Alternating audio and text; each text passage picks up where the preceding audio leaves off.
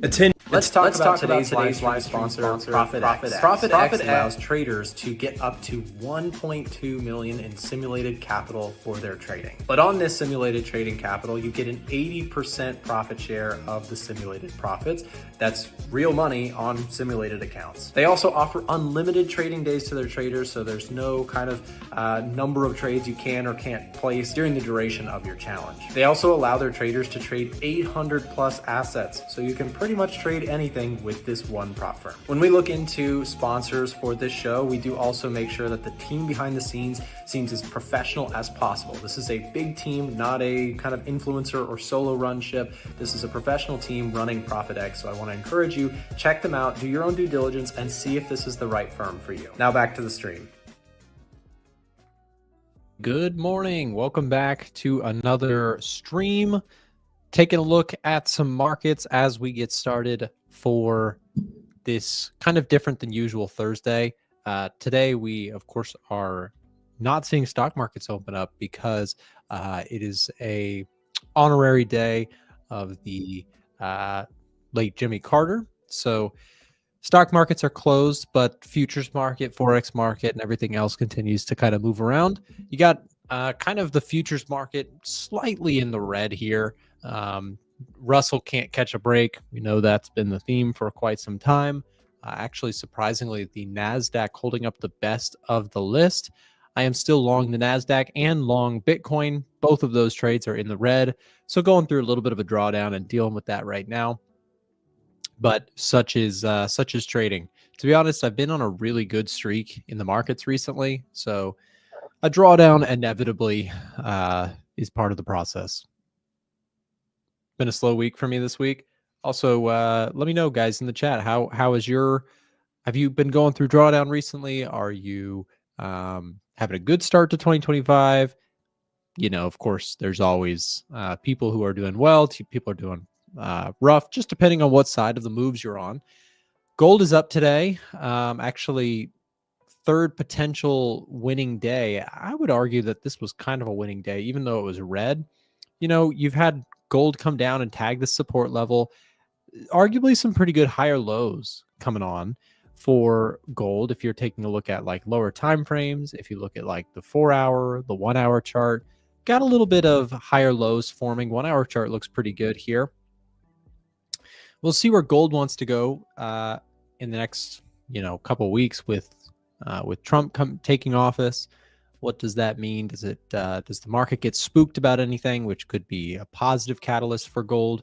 Or, if this dollar move continues, what happens on that front? I mean, that was the story. That's been the story here recently. Been a lot of talk on this channel, on many channels, about the dollar, about inflation, about the Fed. You guys know we're always focused on that, but especially recently, the strength of the dollar has set up some problems for a lot of markets out there. Holding NAS buys as well. Nice. No trades this week. I thought December would be bad and January good, but it's been the opposite. It's been the thing is, when it comes to trading, I remember when I first got started, I was like, a winning trader shouldn't have like losing months, right? But that was back when I thought like, all winning traders were like scalping the 1-minute chart and they would take 500 trades per month and it would come out profitable every month. That was what I thought.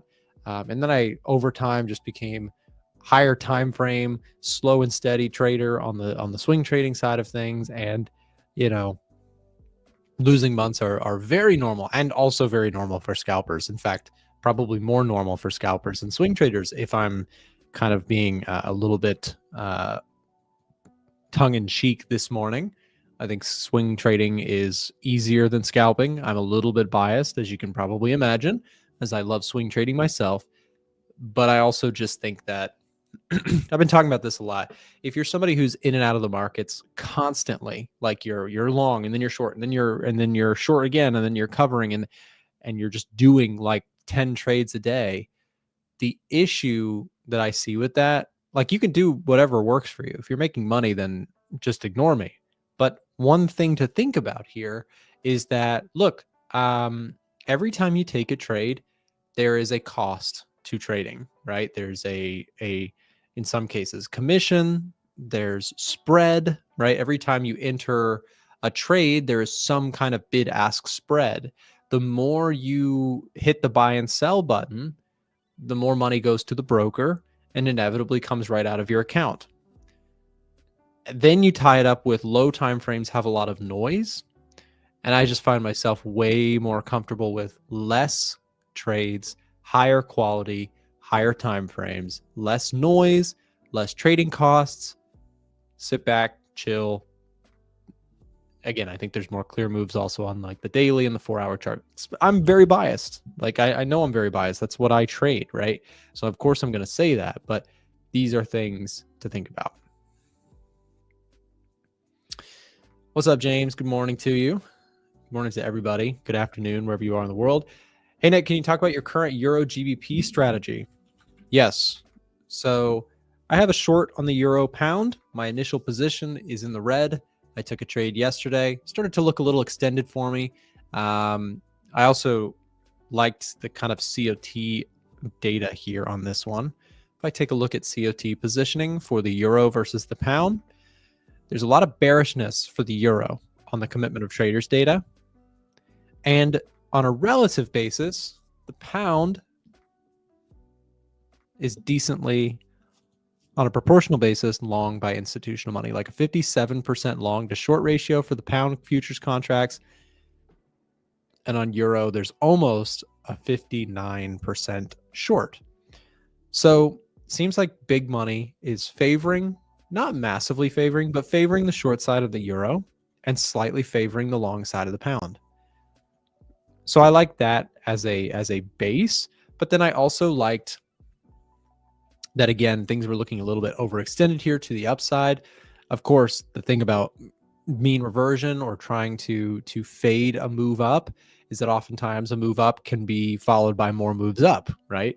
In fact, the Euro pound could go many, many more days in this direction, and it would not hurt me one bit. This is a tiny short position that I initiated yesterday on the Euro pound, and I am fully prepared, fully okay if this thing moves hundreds of pips against me, because I have such a tiny position and willingness to add to this trade. If we go higher, I've got levels that I like for possible adds. So yeah, it's a dollar cost averaging approach. And where most people mess up dollar cost averaging, we've talked about this many times in the stream recently. Where most people mess up dollar cost averaging is they go heavy and then they have no room to be wrong, right? So when it comes to currencies, they're, very choppy in general. Most currencies, even Euro pound, right? Euro pound is pretty choppy. If you look at this chart, this is a choppy chart. So a lot of times you get these big moves up and then they wave back down, wave up, wave down. You can see this chart doesn't usually go anywhere. Now it does over, long stretches of time make a move in a direction, but there's many, many periods here where you can see this thing is just chopping away back and forth. And with a dollar cost averaging approach, most of the time, not always, and you have to go through some drawdowns that can be pretty steep with dollar cost averaging. Most of the time, this thing waves back and forth and you can make some decent money on that. Like, you follow my signals? Yes. No, I'm just kidding. But yeah, I know you trade Euro pound and dollar Swiss are two of my favorite currency pairs to trade. If you know, you know. The reason for this is because Euro pound and dollar Swiss do not move that much on a pip basis. So having small positions on currency pairs that don't move that far gives you immense room on a decent capital basis to be wrong about direction and still make money. So, for Euro pound, I'd like to see this thing roll over. If it does, great. And if it doesn't, I'll get a chance to add to my trade here and build a short position. So that's the FX side here this morning. I'm also still long dollar Swiss. I didn't get a chance to get out of my position. A little frustrating on that front, but I am still long dollar Swiss. But if we can go back and test those highs here, that will be probably my point to go ahead and lock in a profit on this move recently. What about swap on long-term dollar cost averaging? Florin, great question. Dollar Swiss pays you to hold it overnight. And last time I checked, Euro Pound has little to no cost or even pays you slightly to hold the trade on the short side. So when I'm holding something that could go long-term, I do very much pay attention to swap.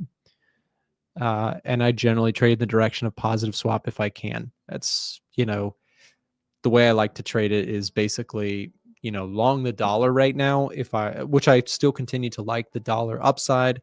That momentum has been very strong. So I continue to like the dollar upside, and that against most currencies pays you positive swap. The exception being things like, against not most currencies, I'm sorry, against the carry currencies, Swiss franc and yen, you get paid a positive swap. The yen is difficult for dollar cost averaging for a simple reason. It moves a ton. So it's much more volatile. If you have a big account, you could potentially dollar cost average on the yen just fine.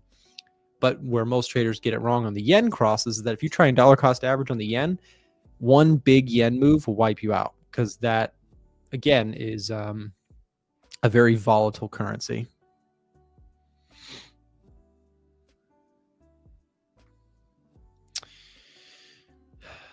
Marco talking about the quant box. Yes, we have a white label agreement. We sell commercial rights to the quant box.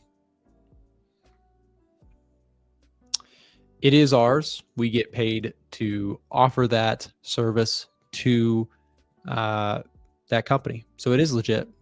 It's a different variation. It's not quite the same exact thing as the Edge Finder. They have their own customized version of the Edge Finder that suits their needs.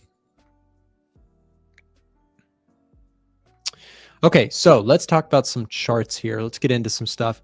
I mentioned gold looking good here in the last couple of days, trying to make a move higher. I would love to see gold actually break out here, give us a bit more upside, give us some strength, and if proceed higher.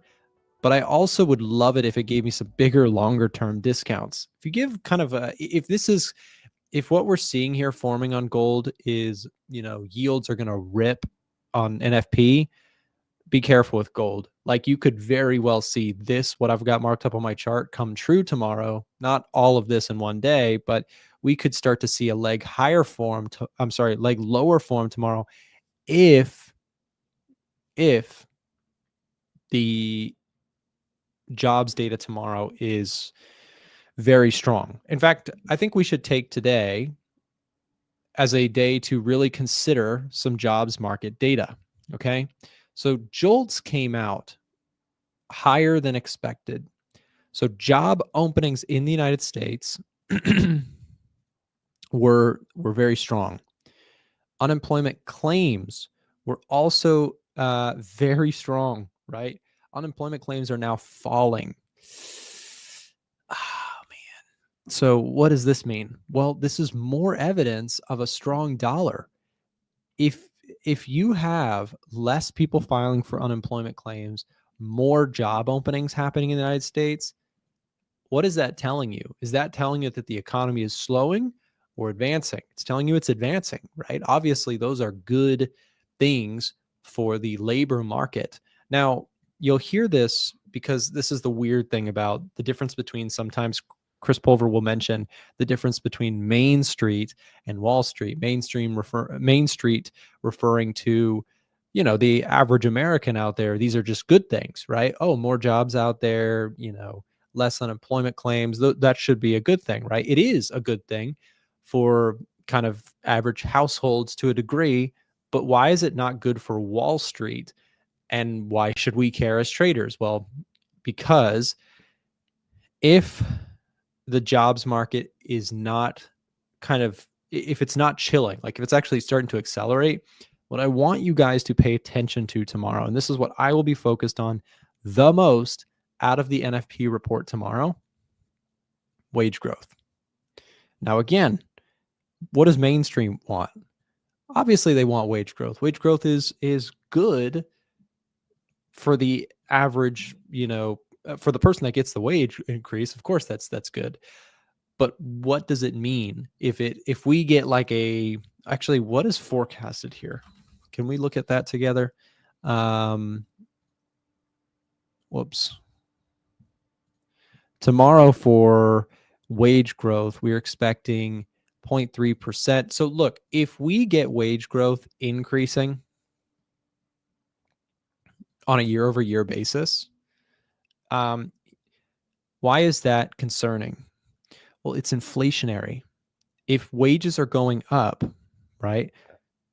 Like I said, it's a good thing, but too much of a good thing in inflation terms is a bad thing. So where the market is worried right now, or why the market is worried right now, is because this dollar keeps going up and the 10-year yield continues to push higher as well. We're threatening to take out this 4.7 level. And if we go back to 5% and break out of there, Chris and I had a long conversation. You get back past this and we've got actual problems. Why? Because if you have rising yields that are aggressively rising, the issue with that is that is signaling that inflation is not only not going away, but it may actually be accelerating again. So if inflation is accelerating again, what happens? Well, the Fed has to get stronger on their restrictiveness, which AKA means rates go higher. Instead of rate cuts, we start talking about rate hikes, and the whole game plan changes. If we start talking about rate hikes this year, stock market's going to be down 15, 20, 25%. Maybe not that far. Maybe a 15% sell-off in the S&P 500 is pretty reasonable if we start talking about rate hikes. But why would we be talking about rate hikes? Well, it's because if the economy is not only doing okay, but it's actually accelerating while inflation has still not gotten to our target of 2%, right? Oh, I love this. We just added a line chart here to this. Look, inflation here, it was trending down. It kind of stagnated sideways. It's gone down again. Okay, we got excited, but then what happened? Oh no, we're starting to see it go back up. And if labor statistics keep coming in rock solid, it is likely that that continues to move higher. So you want jobs data not to crash. You want it to be okay. You just don't want it to be too hot. If the labor market starts roaring right now, it's going to cause inflationary issues because, again, wage increases, start to inevitably happen in a very strong jobs market. And again, that's good for the individuals that get the wage increases, but for the aggregate inflation story, it's not so good. So, we want to continue to watch tomorrow really closely, I think, the wage growth component of the NFP report, right? So that is why we want to pay close attention to that, is because it's the inflationary component. I mean, all of it can be inflationary if you get strong jobs. That's kind of inflationary indicating. However, we need to see what the market probably wants to see tomorrow to chill out on this dollar strength would be some weaker numbers, right? Just to take some of the air out of this rally, out of the chest of this rally, if you will, for the 10-year. 10 years just trending up and up and up. And for a while that was okay because you're like, oh, it's trending up because the economy's holding up well. But if it rips higher, then it signals we may have actual issues to deal with.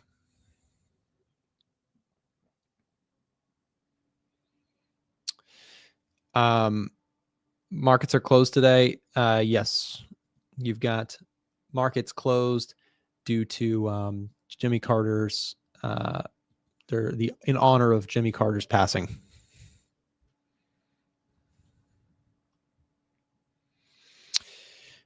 Nick, what combination of data will convince you that we have a continuation in dollar strength? It's a good question. I think that, if I'm looking at the dollar, right, what takes us to new heights? Well, the default right now, in my view, is higher. Path of least resistance for the dollar index is to continue this rally. What I think would put a stop to it, rather, is NFP coming in really soft, If you get a soft labor market, we may actually start to relax, cool off. That'd probably bring the dollar and yields down. If tomorrow is super strong, right? If you get a super strong NFP report, then in my view, the dollar index rally is intact and we continue to see that higher, and probably stocks start to have a little bit more of a panic attack, if you will. So again, we don't know what's going to happen with the NFP report, but tomorrow I will be streaming that event, of course, and we'll be discussing that in depth to see what it brings us. It's a really important day tomorrow. So everybody make sure to set your alarms, set your what am I trying to say? Make sure, if you are not already, subscribe to the YouTube channel here that you're watching on, whether you're watching on the A1 Trading YouTube channel or the Trader Nick YouTube channel. Either one is good. If you subscribe to the YouTube channel and turn the post notifications on by clicking the bell button next to subscribe, it will notify you, if you have your settings correct on your mobile device, when we go live, so that you can jump right in and catch the action with us. So don't miss it. Tomorrow's going to be a big stream.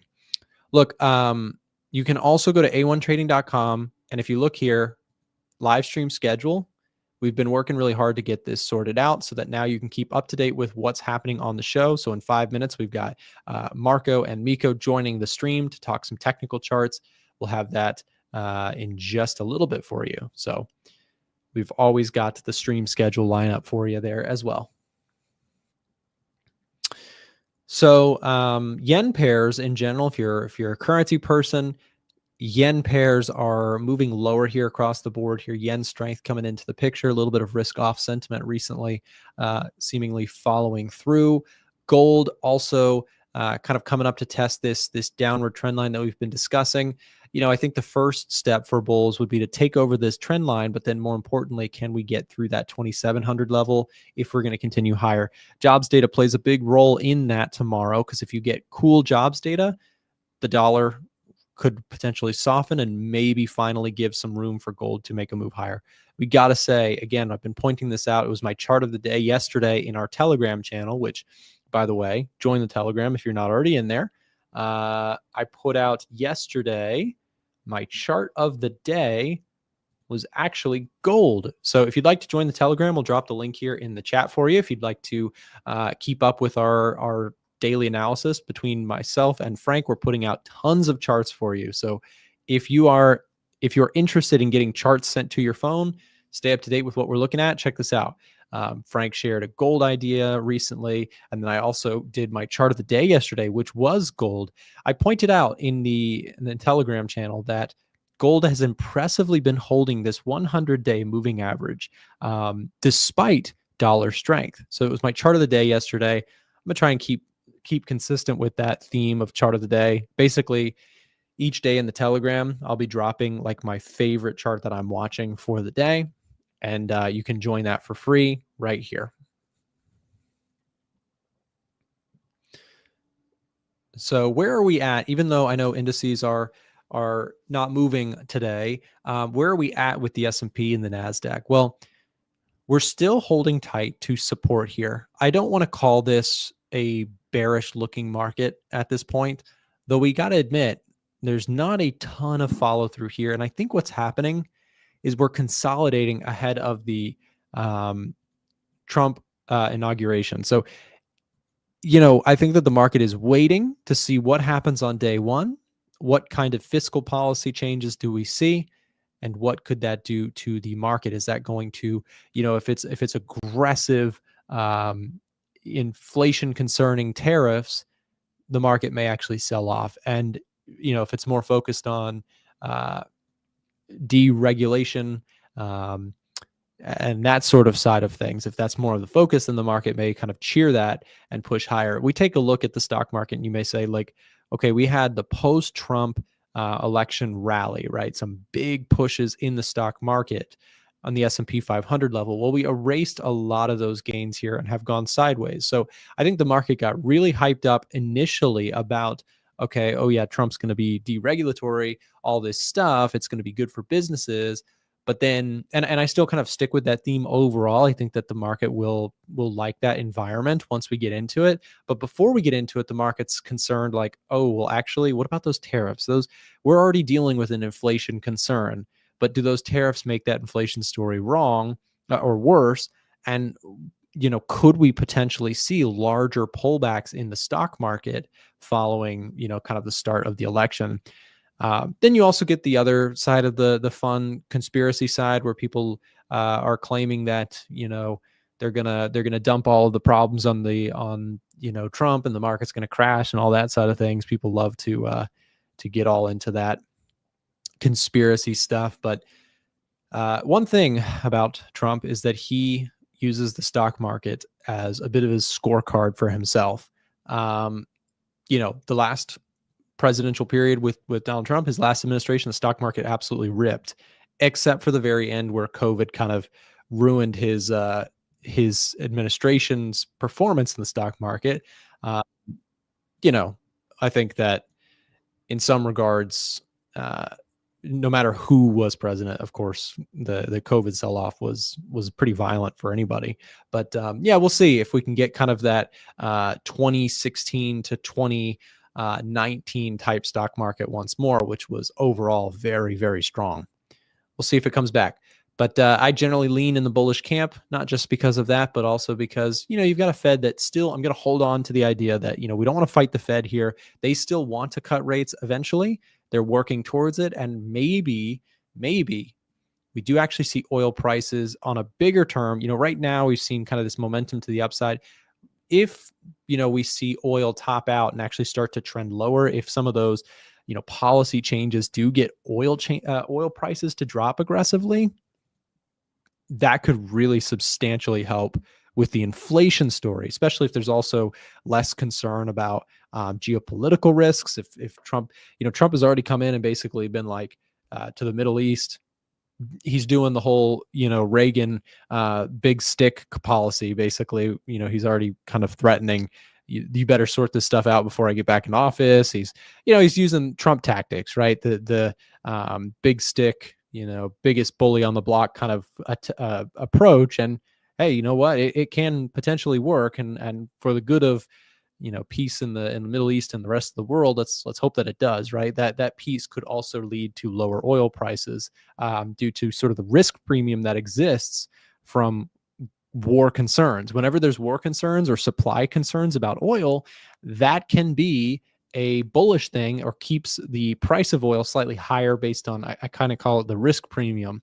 So I think the risk premium is not necessarily high right now, but it could be lower, especially if we get some more decisive resolutions with geopolitics globally. So we'll see. I mean, that's fingers crossed, regardless if you like Trump or not. Let's hope for a more peaceful couple years coming forward. So with that said, let's see where we go with that. Anyways, guys, we're going to now transition. We've got our Technical Thursday setup starting here in just a second with Miko and Marco. Before that, we're going to roll a quick break to thank our sponsors who make this show possible. And then we'll be back for the trio, taking a look at technical setups just after this. 2025 is here, and to kick off your new year of trading, you can get access to our free A1 Trading Telegram channel. Inside, we share edge finder data, free trading courses, market forecasts written by our in-house traders, and free trade ideas on Forex, indices, gold, and more. And if you're more into the stock trading world, we have a whole Telegram channel dedicated to just that. Start your new year off right by joining the A1 Trading Telegram channels completely free. Links can be found in the description and in the live chat. Now, back to the show. All right, we're back. Hey, guys, how's it going? Miko, Marco, welcome back to the show. What's up? Hello.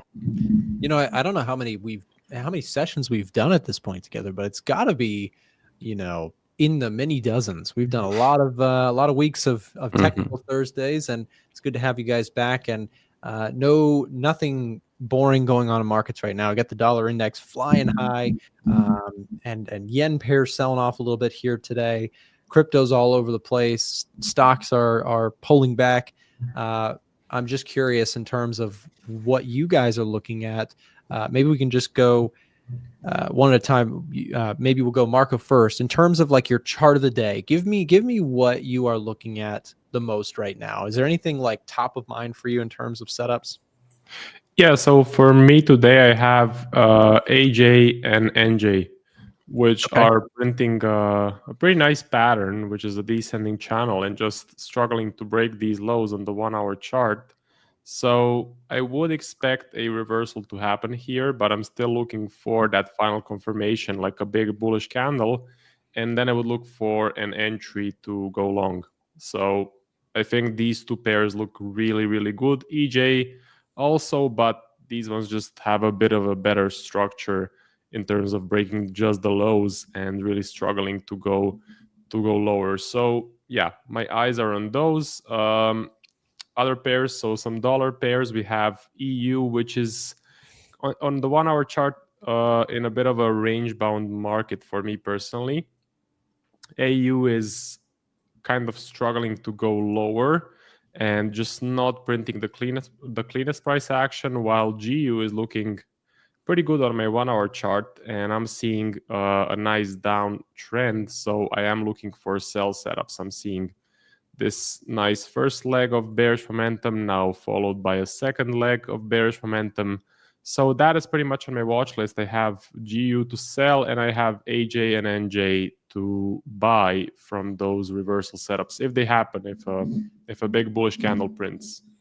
Yeah, I definitely want to talk to you guys a little bit about the pound, which has been, of the currency side, probably one of the most interesting. My goodness, it's been so volatile. I saw yesterday somebody asked me like, "What's going on with the pound?" And I was like, "Oh, I haven't really looked at it." And I was like, "Oh my gosh, 150 pip drop in a day," and that's following a day recently where we had another 160 pip drop. So pound is really struggling here. What about you, Mika? Are you watching anything like top of mind right now? Top setup for you going into the rest of this week?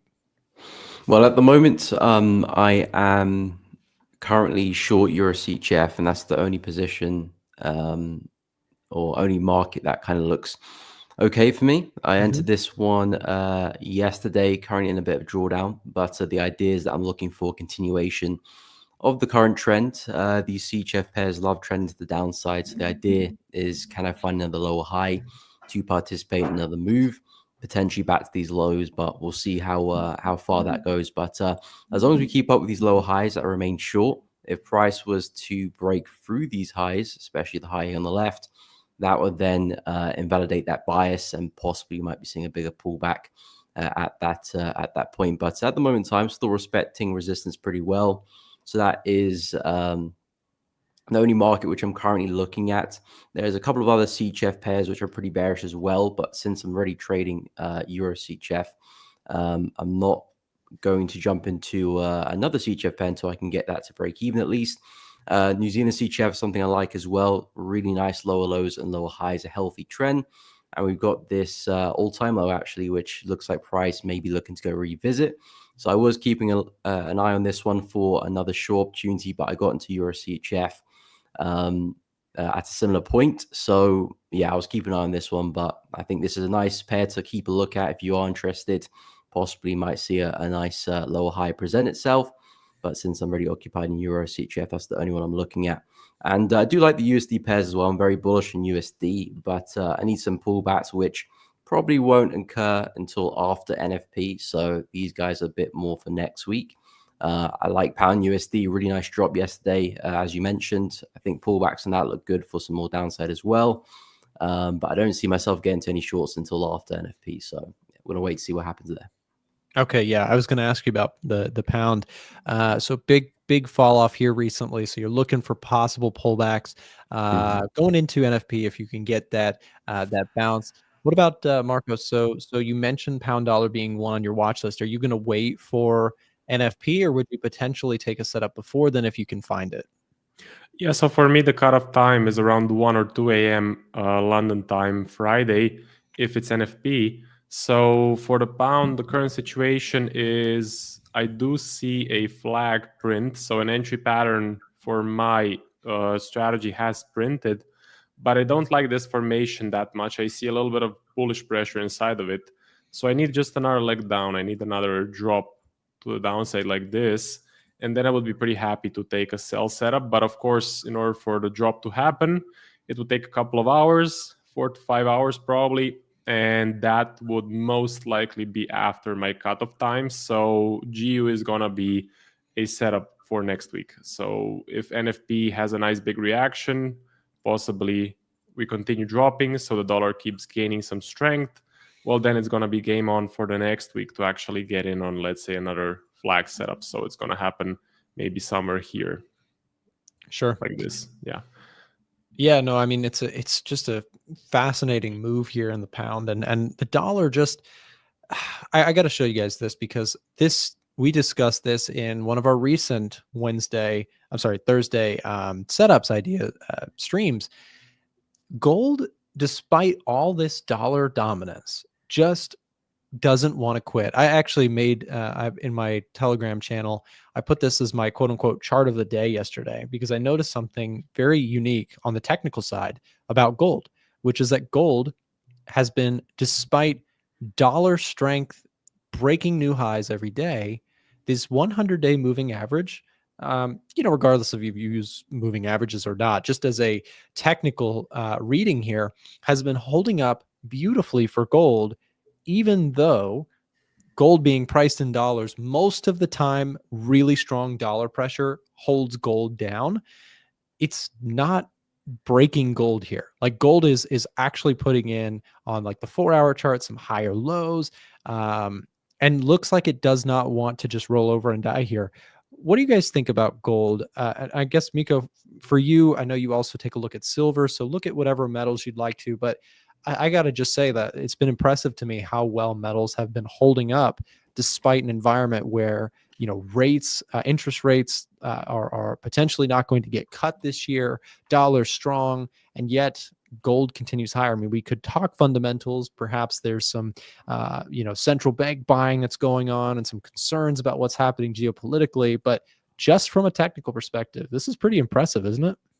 Yeah, it is. We were discussing this last week, and USD has still been strong. And since we last spoke, and gold has been strong as well.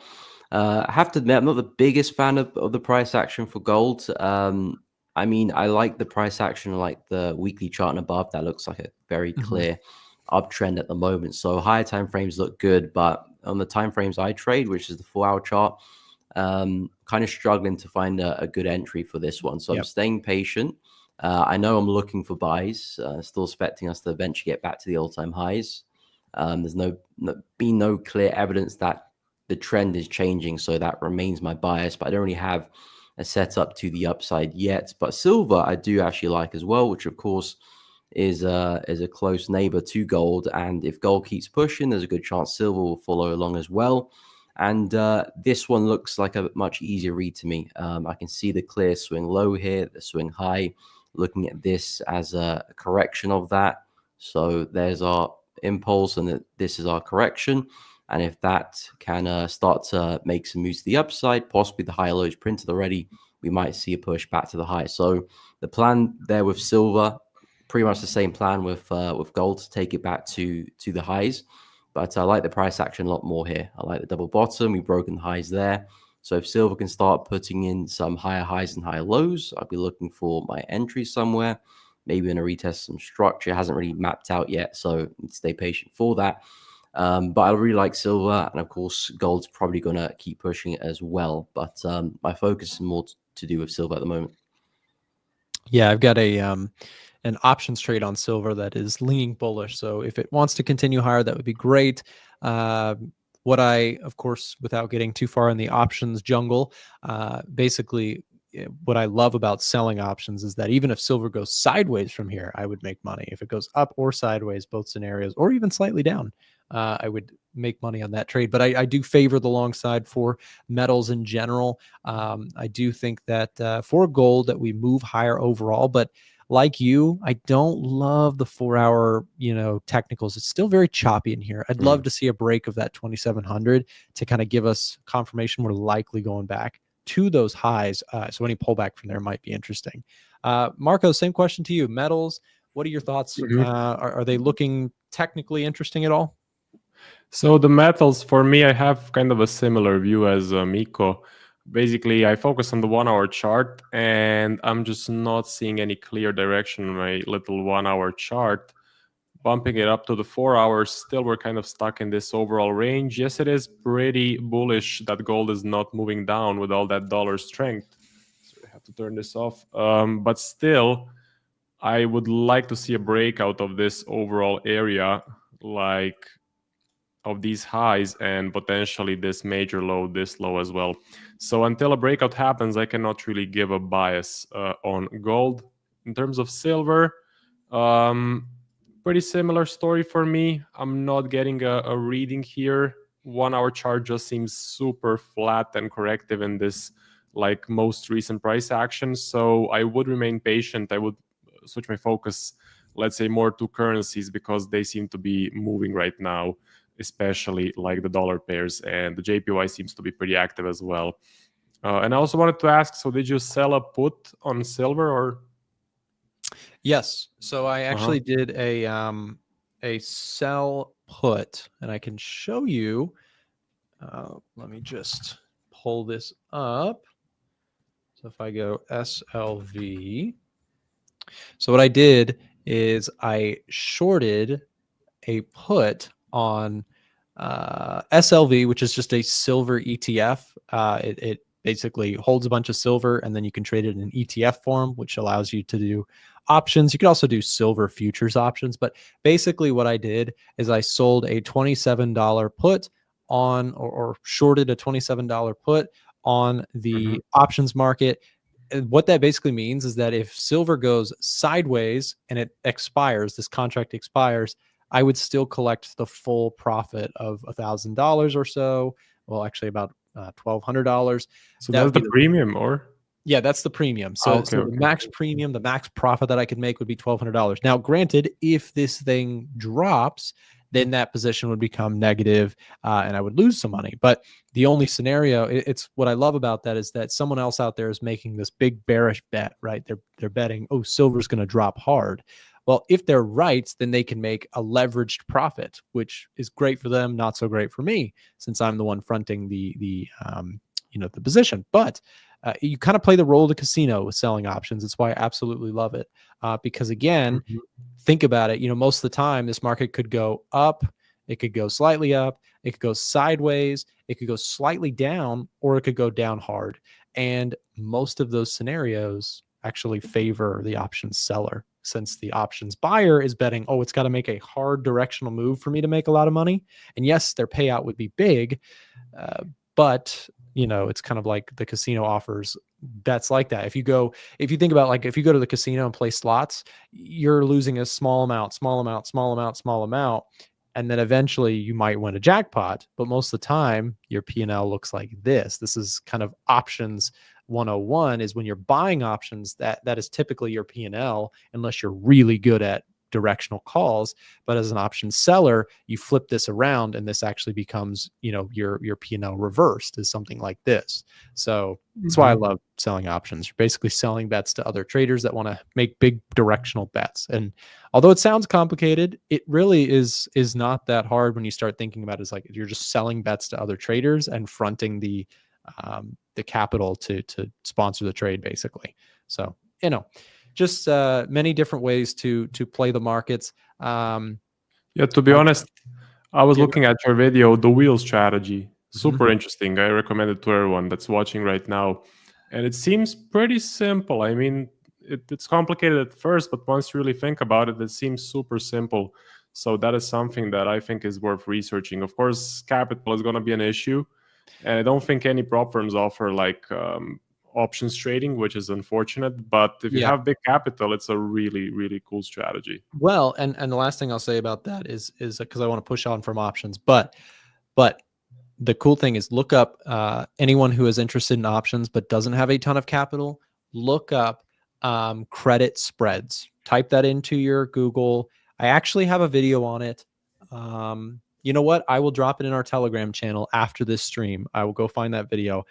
But my options, it might have been the one you watched, Marco, but there's a segment of the video talking about what credit spreads are. And it's a way to do the same approach with way less capital. Like, you only need 5K or so, which is still a lot, but for options and stocks, that's not very big.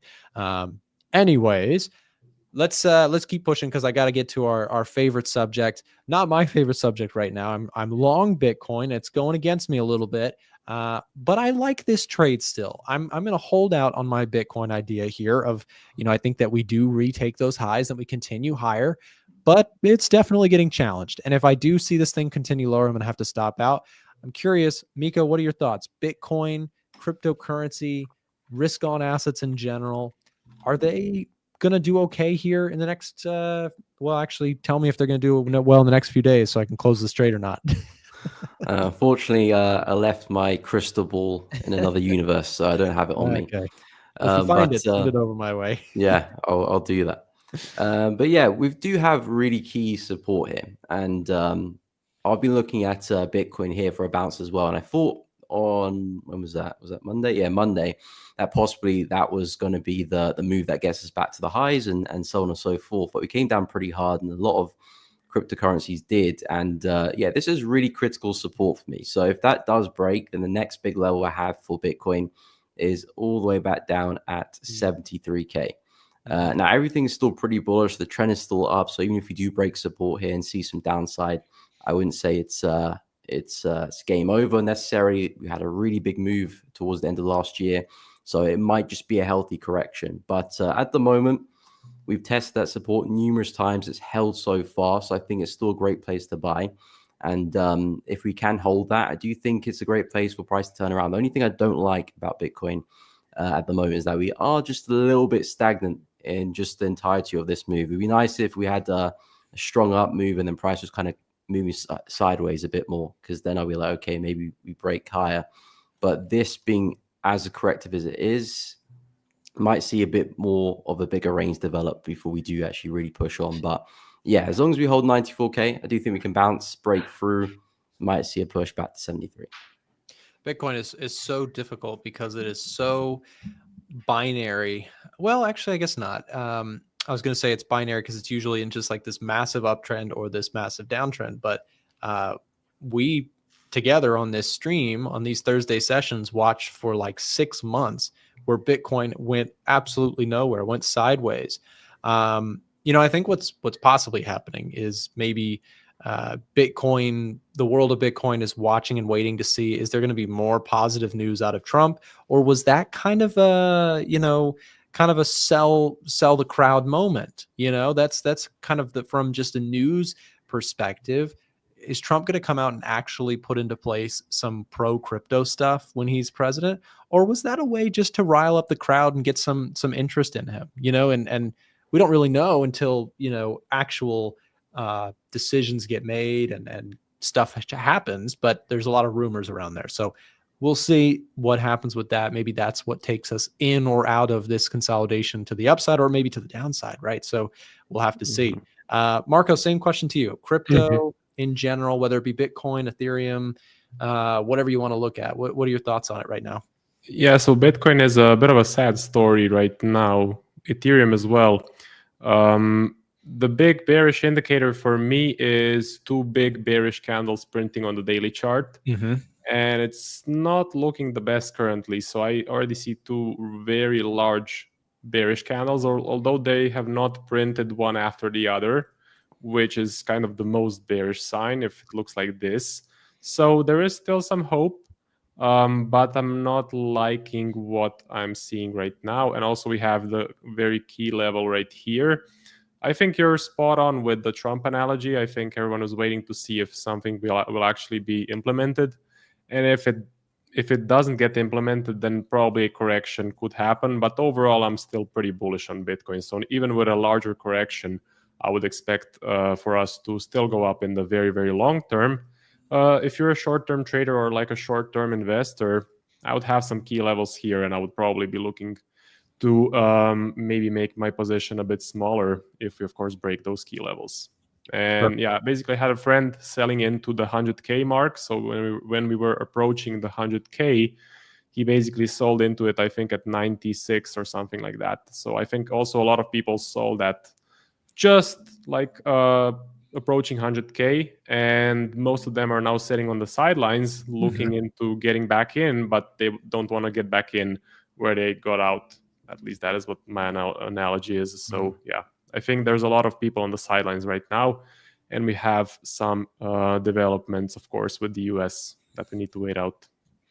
Yeah, I think that 100K level is, we talked about it. It tagged 100K, but I think that we are still testing that area. Bitcoin's so volatile. I just pulled this up. Let me pull this up again. Average true range of Bitcoin. I like to switch this to instead of a line, I like to do area because I think it's a little easier to see. But if we look at the kind of daily price move of Bitcoin, what we can see, it's moving around $3,800 per coin per day on average. That's just going back over, what is this, a 14 day? Yeah, it's a 14 day. So the reason I bring that up is that, okay, you look at Bitcoin, you say, well, it's moving like, let's say 4,000 per day. 4,000 gets us not quite to 100K, but we're still within like 2 deviations from that. Of 100K. So we're still just like testing this big secular area of 100K. And, I think the market can kind of see both ways. We could see 100K becoming a new ceiling or a new floor. And we're waiting to get that confirmation. Clearly, we're consolidating. I don't think it's random. I think this is very specifically oscillating right around 100K, trying to figure out, is this going higher from here, or is that kind of a longer term cycle high? And we'll see. I'm using stops on my idea, so I am long Bitcoin. Miko, you marked up this area. I really like that support level as well. It's got to make a move here though, quick, because if it doesn't, if it breaks that level, I'm going to go ahead and get out of the way. I might try it again around 87.5, but as you mentioned too, Miko, if this can't hold, then down to 70 makes a lot of sense in terms of how fast and how far something like Bitcoin could move. So just something to think about. Last one for you guys, Miko. Indices, S&P, NASDAQ, Dow Jones, any of them, are you watching any? And what do you think about the technicals on the S&P? We have or NAS. I mean, we have a lot of people who watch the indices, and I'm sure they're very curious to hear what your technical breakdown on it is. Yeah, so indices are looking a little bit interesting. They've stuck between a rock and a hard place. We do have some nice support just underneath S&P around here on the daily chart. And again, kind of similar to Bitcoin, if this can hold, we still very much could trend to the upside. There has been no kind of real indication of us turning around just yet. I mean, that was a big bearish candle there, so I'm not the biggest fan of that. But my main focus is market structure. We're still putting in higher highs and higher lows. And for the most part, we're still doing that. So if we can remain above that, which is 58, 51, I think this is still a nice place to pick up some longs, especially on an intraday level. So let's say we're to have another push to the downside tomorrow, bounce again. I think that's a nice place for a buy. I would watch out for these lower highs though, because they are something to keep an eye out on. If the market keeps printing them, there's a chance we do break through. And I think NAS is also doing something similar as well. Again, really nice level of support, which still looks good to buy from. But we are putting in these lower highs. So I would watch out for that. Still a nice place for a buy. But there is that possibility you put another lower high in and then potentially sell off. If we can kind of break through this counter trend line there, same for S&P as well, that could be the catalyst that takes us back to highs again. So yeah, I would watch out for that. But I think it's still relatively bullish for both of them. Really nice levels of support, kind of doing the same thing really. So yeah, keep an eye on those levels. And if we do see some good entries there, I do think we are due a bounce. Yep, I love that. I think I've got the exact same markups on my chart. So great to see we're kind of on the same page with that. S&P especially having that very clear level of support. But as you mentioned, some lower highs on the lower time frames, which could give way to the dominant uptrend, but we don't know for sure. So one thing to be careful with here is, I agree with you. I like the risk to reward best at these areas.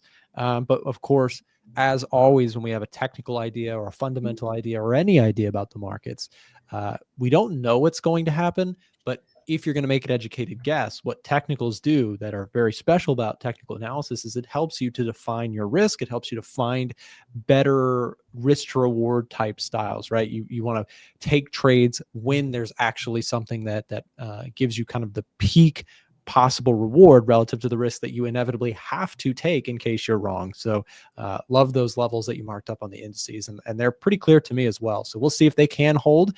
I like the probabilities of them holding as well. Marco, same thing to you. Has this lost the momentum, or are we just consolidating here before a bigger up move?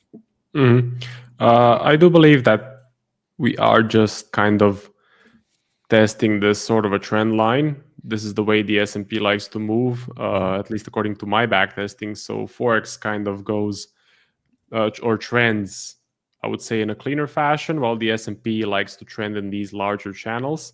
So I do believe this is no cause for a concern. Yes, we do have one big bearish candle right here, but it could not continue, and I'm still on the bullish track for the S&P. So I do believe a bounce right here could be pretty likely. And of course, as you mentioned, we have election coming up, or not election coming up, but like Trump is gonna finally start becoming the president. So that might be playing a part as well. People may be waiting on the sidelines. NASDAQ is gonna be following the S&P, of course. And I have the exact same story, sort of a trend line right here, and overall moving in a channel-like formation. So I'm bullish. I don't have a cause for concern. This is only just one large bearish candle with no follow-through.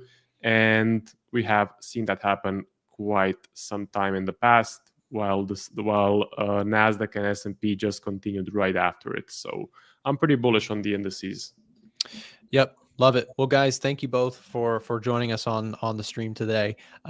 As always, I think that you guys bring a lot to the table, especially for our more technical focused audience members. We get you guys requested all the time, and I don't know if you guys saw this. I'm sure that James or Chandler may have mentioned this to you already, but hopefully this is also a little bit cleaner. I know we always have the same schedule, but for days where we might bring you on for longer events or longer streams, make sure for you and for audience members, you can always find this on our website. We have it up here, live stream schedule, just for your convenience. And for you guys personally, you could also, if you use Google Calendar, add it there. Just trying to make things a little bit smoother and a little easier for everybody involved on the show, especially for our audience members who specifically seek out you guys' segments. So that way they can find you and come on to the show when you're here.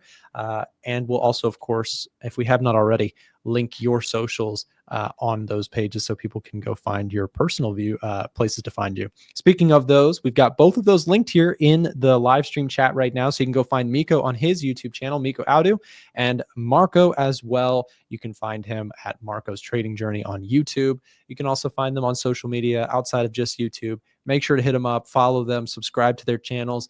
It's a great way to kind of just thank them for their time. Of course, this is kind of a service to the community that we all do, just to share more insights for free on YouTube. So Miko, Marco, thank you guys so much for coming on this week. Appreciate it. See you next time. See you guys. All right. Yes. Like I said, biggest thing you guys, if you're super fans of the show, that you could do to help us out is go show love to all of the A1 Trading contributors. This show is so top notch because we have people who are passionate about this subject coming on every week. So a great way to keep the show alive, keep it growing, encourage more talent to come on to our show is to reward them for coming on by showering them with follows and likes. And, of course, they're coming on to help grow their own socials. So I want to help them in their journey, just like they're helping us in creating this great show. Speaking of this great show, it only heats up from here. We got Chris Pulver taking over in just a minute on the A1 Trading Show. Before I step out, let me just remind you guys, if you want to try out the Edge Finder, we'll drop a link here in the chat to where you can apply for a 30-day trial. If you're interested in trying out our data and tools, especially right now with NFP right around the corner, this might be very useful to you to get a better idea of what's happening in the economy, what's happening on the sentiment side, what are institutional money doing, what is retail traders doing. Let's take a look at seasonality, all of these data tools. We build software here at A1 Trading, and we want to let you try our tools for 30 days. If you're interested in doing that, you can apply for an Edge Finder trial using the link being dropped in the chat right now. And with that said, guys, we're going to take a quick break to thank our sponsors. And then up next, the Pulver Show starts now. Hey everybody, thanks for tuning in to today's A1 trading session. We love engaging with our audience, talking shop, taking requests, and sharing our favorite setups. It's about that time where we're going to review a bunch of indexes, stocks, currencies, gold, silver, Bitcoin, and pretty much anything else and share our insights. If you're wondering what trades I'm in, if you're wondering what trades I'm taking, and you'd like to see exactly how I'm trading everything, you can actually follow my trading signals. If that sounds like something you're interested in, we'll share a link in the chat. You can sign up. You can sign up directly with the link or speak to a support rep if you have any questions. If you're asking, what do I trade? Pretty much everything. Indexes, ETFs, stocks, options, futures, Forex, and crypto. Thoughtful analysis, active trading. Check it out. And now, back to the show. Hey, everybody. Happy Thursday. And markets closed today in honor of Jimmy Carter. And we'll come back for non-farm payroll tomorrow. I just want to just go a little top down. I've been doing some pretty active trading this week. If I go to the Discord channel for me, we've got index trades, commodity trades, Forex trades, stocks, options trades, futures trades. I'm just going to poke through and give a little summary. I put in a new trade this week on IWM. My trade on the SPY was new. So I've got a new trade on IWM, new trade on SPY. My hedges I closed out in December through the holidays. Commodities, I did a trade on UNG. Forex trades, I'm still riding. Dollar CAD long, dollar Swiss long hit profit targets. We'll see if those get reached. Dollar CAD hits 44.80 tomorrow. If it does, then I'll get profit on about 7 positions long dollar CAD.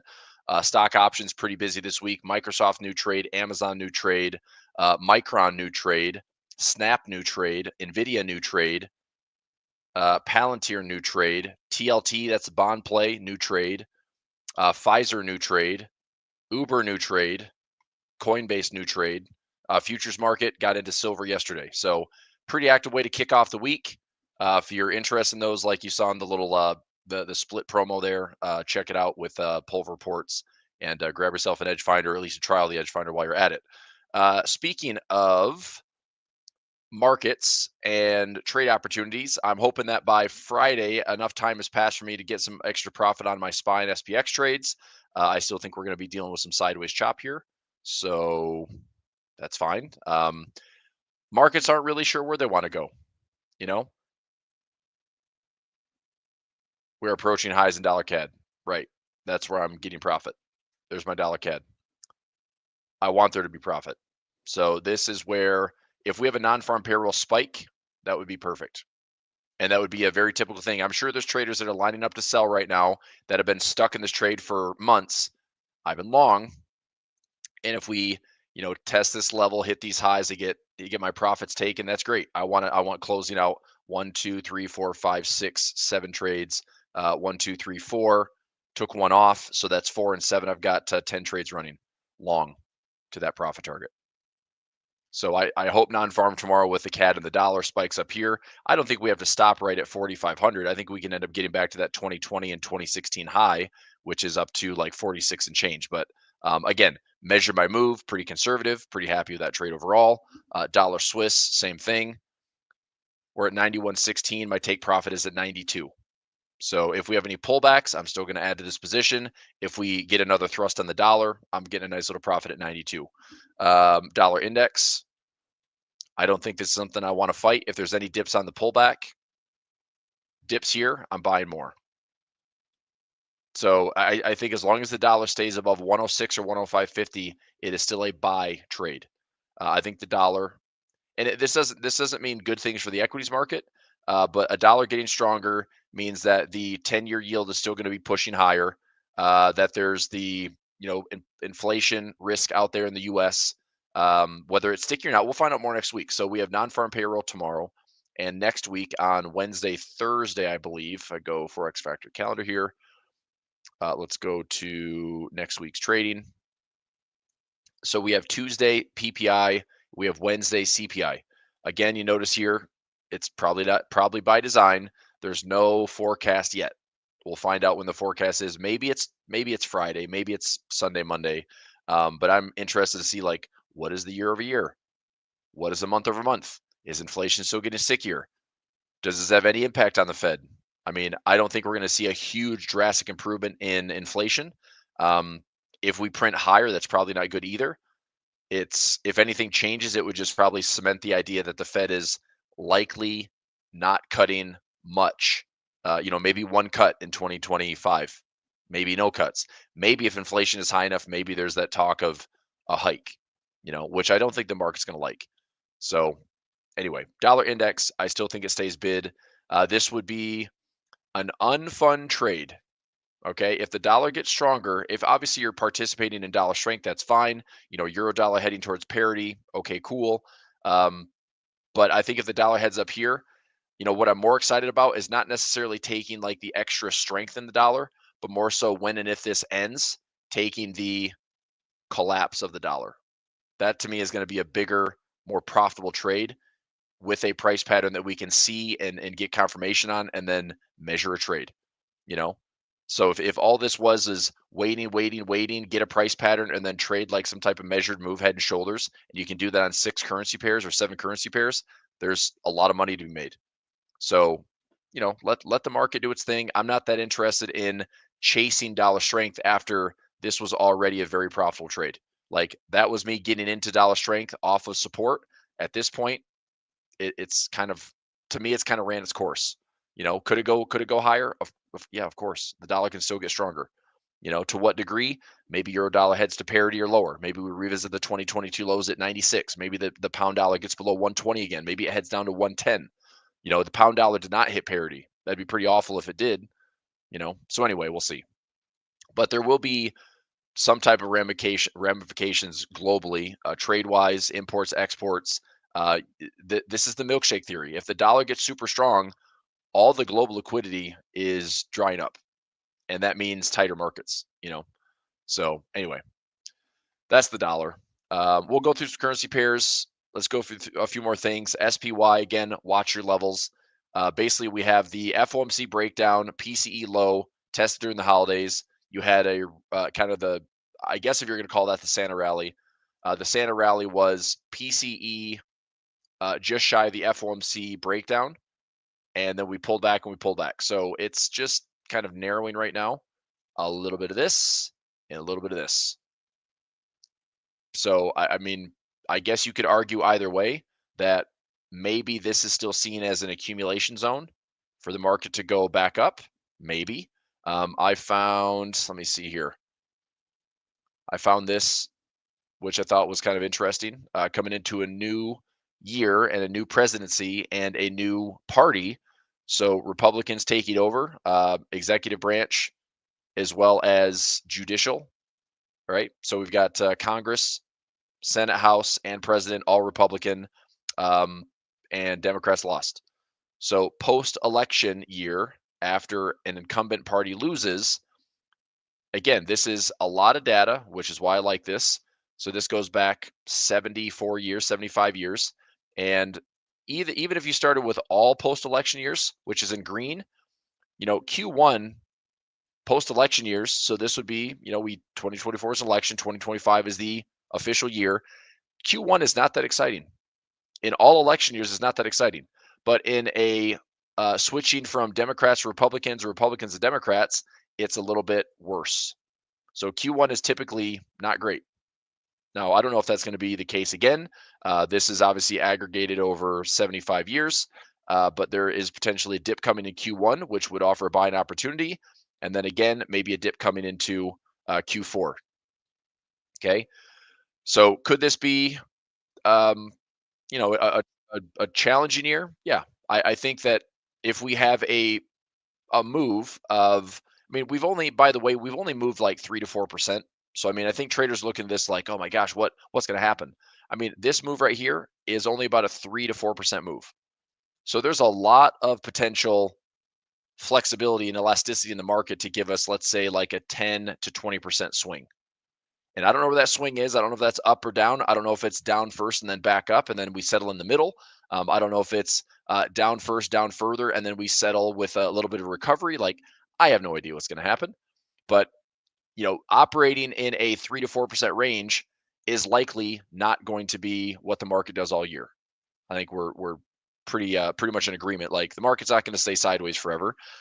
If the market did stay sideways within like a 10% window, that happened back in 2015 and 16, I could see something along those lines. It's going to be obviously something we'd have to trade. Like if we hit these lows and do them again, well, that would be support to trade. And then until we break those highs where momentum's getting stronger, like find support, trade support. Manage your trades. I'm not doing a lot of stuff that's long term. The trades I'm out to like 2026 on or 2027 on, I am also selling options against them to lower my cost basis and also turn those into income trades. So if I'm, for example, TLT, if I believe TLT longer term bonds can go up, then what I'm going to do in the next 2 to 3 months is I believe they can go up. So I want to sell against them to lower my cost. And if I take any type of income trade or profit, I'll just reestablish the position and keep doing it. So I don't know, but let's check the bond market. I mean, nothing's open today, right? Equities closed. I think we have futures market open a little bit, or we don't. Yeah, they're done. Like there's nothing. Yeah, there's nothing going on. All right, so there's no market. That's cool. S&P strong rally may cool off in 2025. Analysts warn. Oh no, it's not like we haven't talked about it for 2 months. All right, so there's our levels on the S&P. Here are levels on the Qs that I'm watching. A little bit more volatility in the NASDAQ. NVIDIA kind of squashed the idea of NVIDIA CEO squashed the idea of quantum computing, which got really exciting there for like 2 weeks. And then it's like, yeah, quantum computing is like decades away. So that squashed it. NVIDIA had a big fake out this week. Second largest company in the world market cap wise, huge fake out at the all-time highs. And I still think the bar count is really meaningful, where this either pulls back to support levels or falls lower. I still like NVIDIA. I own shares of it, and I've got a collar in at 140 to 130. If it falls lower, cool. I'll lower the cost basis. If it goes higher, I get it called away for income, and I'll trade this based on the high premiums that it offers. So let's go. Equal weight. Not doing anything yet. I think if equal weight might be interesting to watch, like RSP, QQQE versus Dow. See how these look very similar? So Dow is price weighted. Equal weight takes away a lot of the clout from large cap. Market cap weighted like the SPY and the Qs. You saw last year that it only required basically one stock to go up, NVIDIA, and the markets could still go higher. NVIDIA, Apple, Microsoft, those three stocks alone, if they were stable or up, the entire S&P, the SPY, the entire NASDAQ, the Qs, they could go higher. So it's impressive that it only took those companies to drag the market up, and then you got the Mag 7 and the top 10 on top of that. But at the same time, if those stocks start going sideways or start going lower, you can see the effect it has. So we should be happy that the SPY, for example, didn't drop worse with NVIDIA taking a hit the way that it did, right? I mean, NVIDIA from this high has dropped about 10%. And the stock market SPY, and that day was what? So this was starting from the 7th. Yeah, so 2 days ago. And what did the SPY do? The SPY is down 1.5%. So you can have one stock down 11+%. You can have the index down 1%. And I know like Frank and Nick and I talked about this a little bit this week. I'm probably going to participate a lot more in the indexes for that exact reason. Just less volatility, always good trading opportunities, but less volatility. If I'm doing individual stocks, I have to be way more prepared for high volatility. I think stocks could be, you can get, 20, 30, 40, 50% swings in stocks versus an index. Like a big move in the index would be, 10%. 10 to 20% is a huge move in the index. But an individual stock could have 30 to 50% swings. And most traders just aren't prepared for that. Okay. Royal Trades to see that their markets are expecting a lot from NVIDIA. I know, and it's probably expecting too much. I think it's expecting like perfection from NVIDIA and perfection from Mag 7, and it almost needs it because the valuations we're seeing, the price to earnings, price to peak sales, but it's so high. Like the expectations are very, very high that the market has to keep delivering to justify these valuations. So historical price to earnings on S&P is like 17. We're at like 23 or 24. So we're historically high. We're stretching to valuations we haven't seen since like .com bubble time. Not quite as bad as what we saw during the Great Financial Crisis, but same thing like from 1999, 2000, 2001. A lot of those like frothy valuations on the indexes, and then 2021, 22, like post-COVID when things got like a little bubbly, and 2022 is that correction. So anyway, there's a lot of that going on. On top of that, what's the same? What's different? The big difference that I see is like what the bond market's doing. I'll go back to dollar, gold, silver, do some currency pairs here. But, Mag 7, Apple's down a little bit. I'm curious this week get Apple back on a non-farm rip to like 245, 246. I hope I can. Amazon, I put on another trade on Amazon out to March. Willing to own some more shares. I'm kind of liking this if it's like just a little correction here. What I don't want to see is if it's a big plop. So I do have shares of Amazon. This is an income trade. The shares that I have a covered call and a long put, so it's collared and protected. So if it goes down, I can lower my cost basis with it. But Amazon to me is still a stock that I'll continue to buy. Okay. We'll see.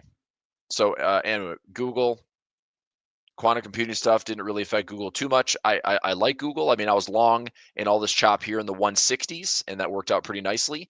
If it's range bound, I mean, if Google like comes back in to fill the gap in here, or comes back in to find these lows again, like this would not be a bad spot. I mean, again, trading wise, if we're not just making all-time freaking highs all the time, then where would I buy Google? Well, if it pulled back into this zone, I'd probably add some positions to it. We have dynamic support with all these moving averages. I'd take some positions there. If it went lower, there's lots of structure in here that I would buy lower. So like 170 or 150, 170 to 150, I like establishing some positions there, probably like 6 to 12 months out, and just take a Google trade. I don't know if we're going to get back to this level. If we did, I'd be a bargain shopper, but I don't know if we're going to get there. If this is going to, oops, white out. If this is going to stay dynamic, then we find, higher lows, higher low, higher low, higher low if we get a pullback. But if we don't get a pullback, then what does Google look like here? It just builds and builds and builds and builds and then breaks out. That could be the trade. Like this is just an accumulation stage to justify higher highs. Okay. All right, Meta. Meta has a really high bar count. Either this is sideways or this is going to also correct coming back into the 200 moving average. I don't know, but I'm just going to wait. I like Meta, doing some income trades on it.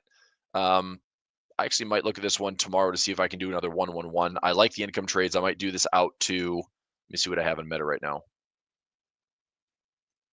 Meta, oh, it's already profitable. Well, that trade's done. Make sure is it in here? Meta, okay, that trade's done. I didn't put an expiration on this one, so this trade already took profit. Okay. I'll leave that there just for a reference point because the price levels I wanted to see, I mean, I think I issued this trade when we had that little decline in August and September. Once we had this August, September, I think I was putting in that 111 trade. So now that we're, $100 higher, it's like, well, I think I could get, it's like, do I want to own Meta? Do I want to put, 50K cash towards Meta? Not really.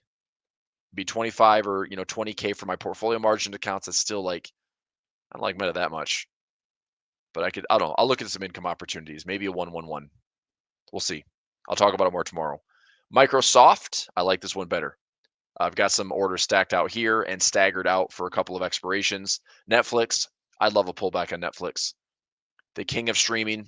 Okay, it's one of the few services I'm still keeping. I canceled my YouTube TV this last week. They went from $40 a month to $85 a month in 2 years. No, thank you. Netflix going from like, a $5 DVD a month to now like $15 a month, or some are paying $20 a month. You can share and have 4K or whatever. That's whatever. That increase, I mean, I think people could justify like, yeah, I'll pay $15 a month for Netflix or $20 a month.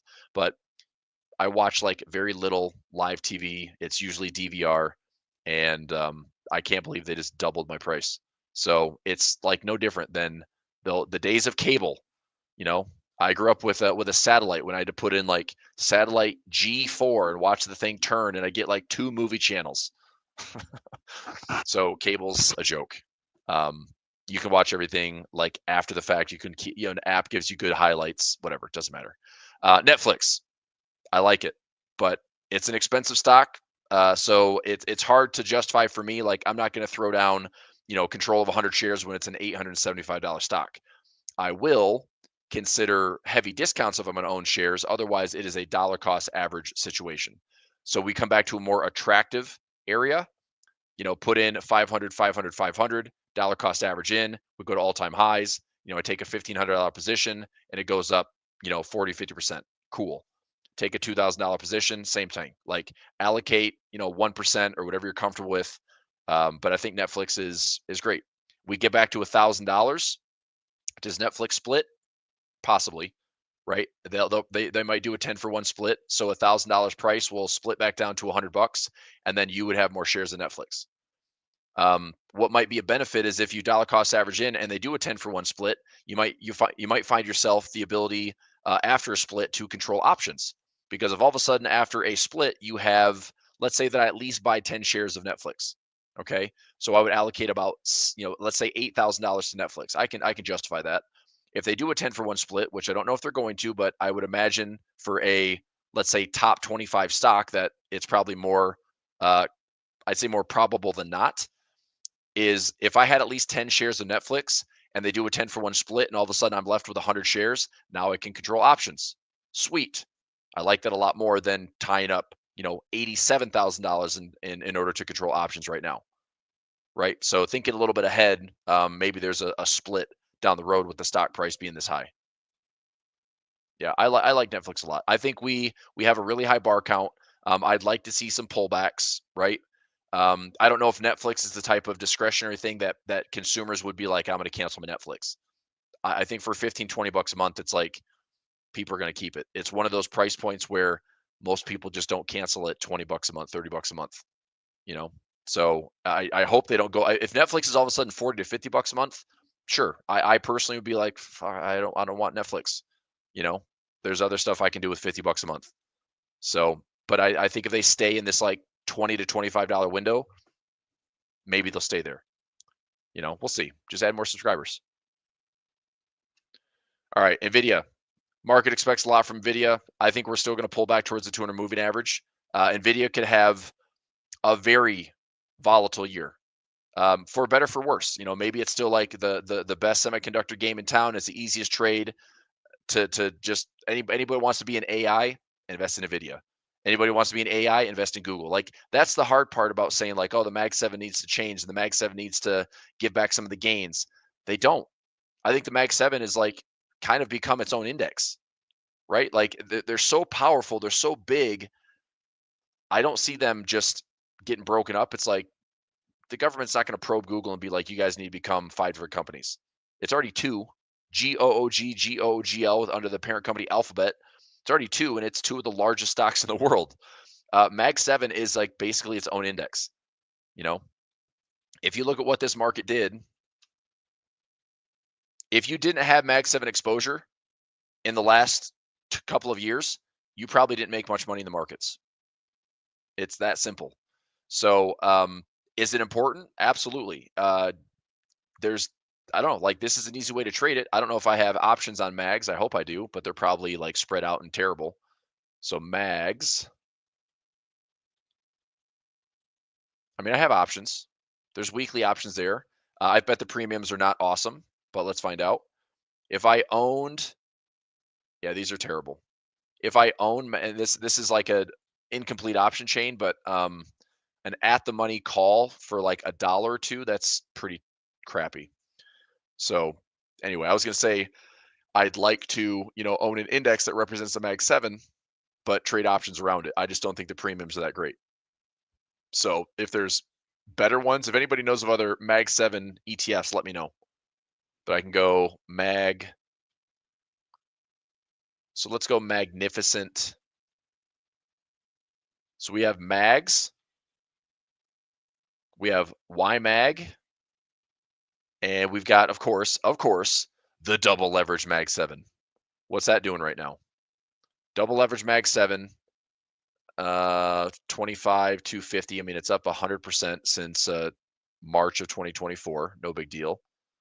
But double leverage, so it's pulled back around 15%. So again, I'm not touching this instrument. I was just curious. But let's go magnificent. So mags and YMAG. Let's go YMAG and see if that has any better options chain. YMAG. Terrible options chain, monthly only. And not even that if this fill in March for me, if I went out 43 days, this thing is absolute trash. So trading options around it is not going to work. Mags is better. It's not great. Mags is better though. Otherwise, of course, you have your individual stocks. They're just going to be more volatile, you know? So it's hard to think like there's going to be a lot of requirements out of Mag 7 to still be like the trailblazers and pioneers into whatever AI looks like. Whatever the AI future holds with infrastructure and tech, I mean, I guess the only competition would be that you trade private equity, because I don't think you're going to have companies that want to go public to compete against Mag 7 when they can be private and never require public funding and still make crazy profit margins on AI. Which there is one instrument that I'm in that is a private equity investment. I think I put that into my Pulver alerts. I don't remember what it is, but I'll find it. So something in the private equity space. PSP. Yep. So PSP right here. So I just bought some shares. I just put a little chunk into it. And it's essentially a way for public investors to trade private equity. Okay. So I bought some. I'm going to buy some more if we come back to the August lows of 2024. My target would be, $85 or maybe $100 eventually. But I'm looking at, this is why I chose 84, because we were there back in 2021. So anyway, a little diversification. All right, let's talk bonds. 4.669. This is the threat, and I think it's silly. It's silly to think like this is like the frog in the pot. If we're just watching this go higher and higher, like how is there not more of like an active campaign to get the frickin' rates under control? This is the first time in history. Let me see if I can find this image here. I think I had to find it. Yeah. Okay. This is the average. So for the last like 40 years, okay, let's put our history caps on here. Let's go back 40 plus years to the yields versus the Fed cut cycles. The average bond rate, or the average bond yield, has gone down every time there's been a cut cycle. This is essentially the only time in history that the bond market, the yields are going the exact opposite. Like what the flying F is going on? Like that has to be triggering some major concerns. And I don't know how it stops. Right? I don't know how it stops. And so to me, this feels like the frog in the pot, where it's simmering. Like when this thing pivoted hard, somebody turned on the oven, and then it just started simmering, and now it's boiling, and it's like, how much worse does it get? I mean, are we going to see mortgage rates go to 8%? Are we going to see mortgage rates go to 10%? Are we going to see like an absolute bubble and break in the bond market before something actually gets fixed, when it's going to be a reactive change? It's so damaging to see stuff like that happen. But I will say this, just like in 2020, just like in 2008, just like in 2000, 2001, those crashes and breaks in the market are also the opportunities that create like decades worth of wealth. But you have to have the cash to deploy, or you have to have the protection in the portfolio to make sure that you're not getting hurt on the other side of that trade. And that's the one thing that I will be focused probably the hardest on this year, is if we have an opportunity to buy at like just an obscenely great discount, whatever it is, bonds, equities, ETFs, I don't care, whatever it is. If we have an opportunity to create a position that could generate like just obscene returns over the next 3 to 5 years, I want to be that trader. right? I don't know where the opportunity is right now, but I'll be looking for it. Point is, I can't believe that we're sitting here watching this go the exact opposite way, right? The exact opposite way. And this is like the only time in history that this has happened. So for all the Fed cycles and all of the yields, this is our current cycle. This is what's happening right now. So for the 100 basis points, the 100 basis points that the Fed has cut, we are now 117 basis points higher in the 10-year yield, right? This market has moved 111 basis points, currently down, or it's at 107 basis points. It has moved like tick for tick, bip for bip, the exact opposite of the Fed. And I don't see this getting any better right now. So getting to 5%, this also doesn't mean that it has to stop there. So I put in this, I wrote this yesterday when Nick and I were on during FOMC minutes. Back to 5% could be troublesome and then things get better, but greater than 5%, it's like this is a runaway train.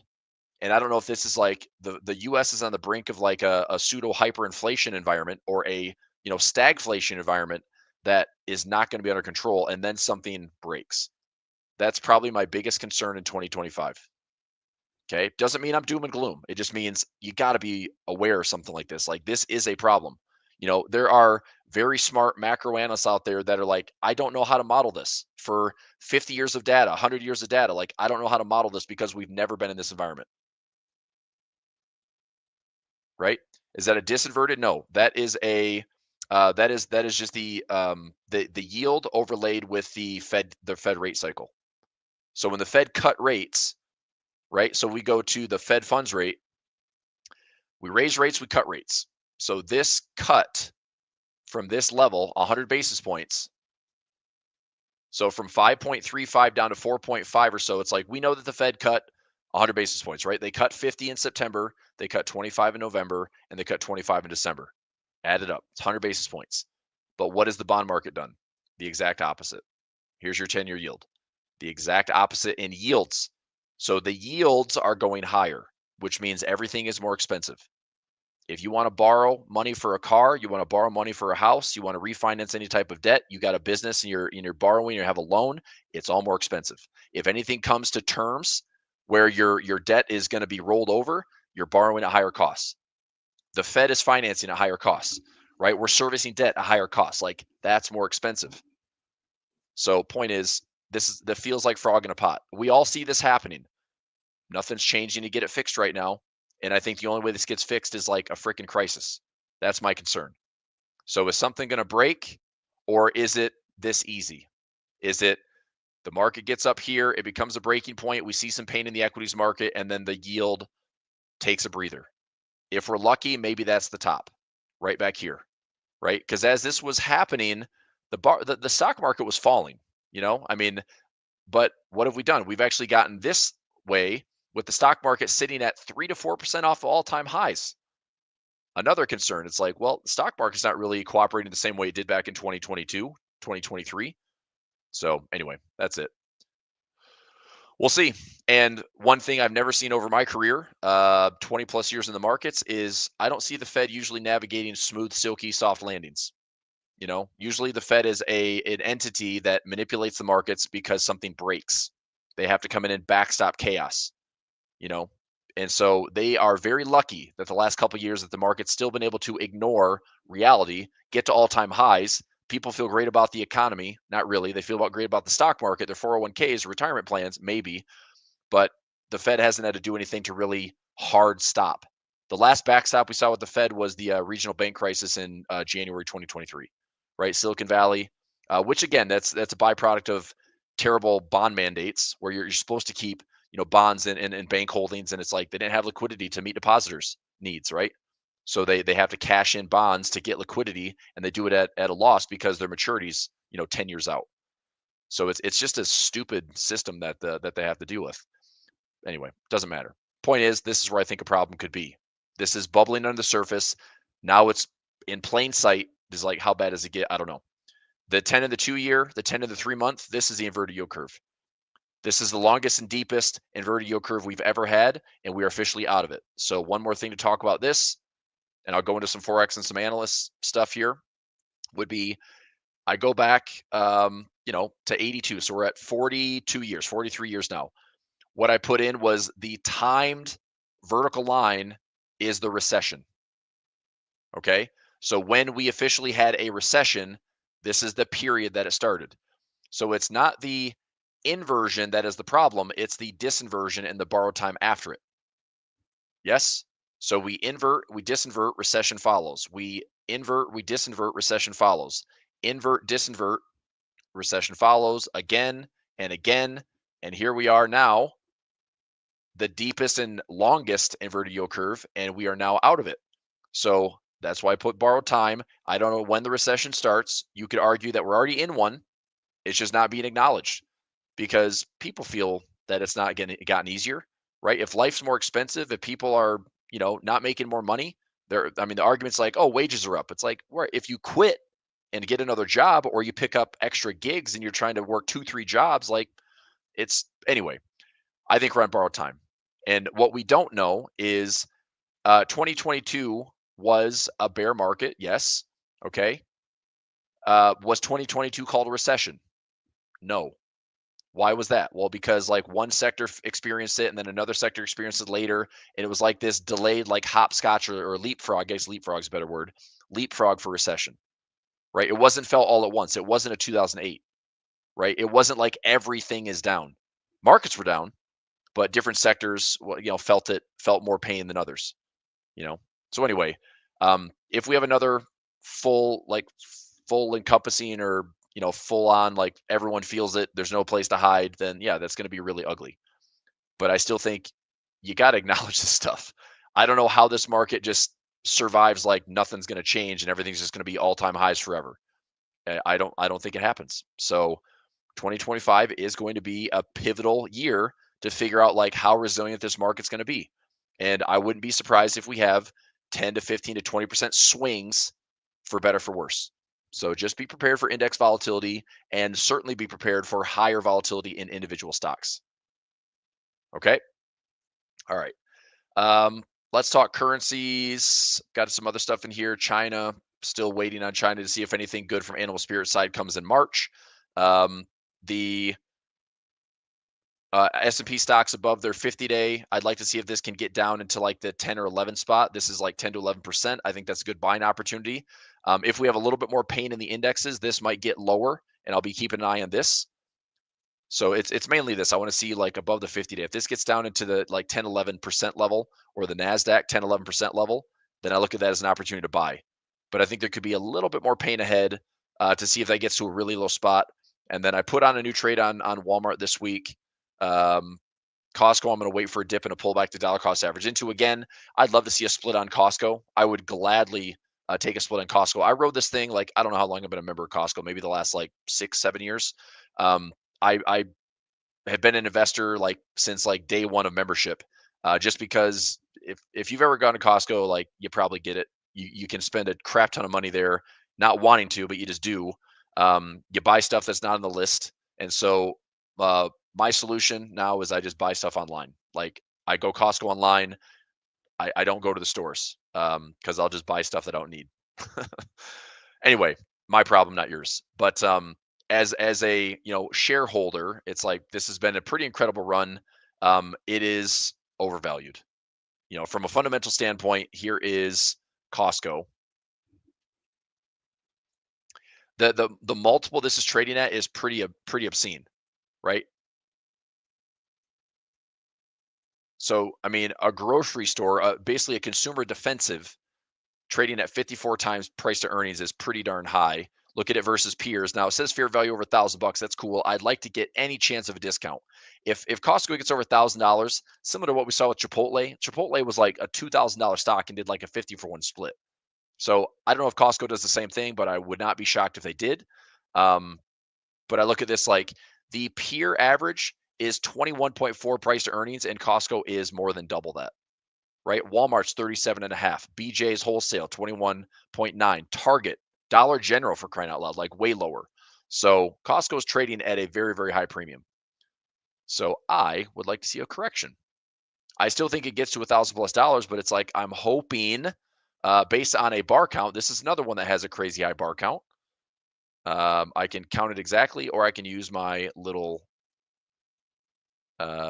Copilot thing that I made here. Where the heck is it? Bar count. Costco.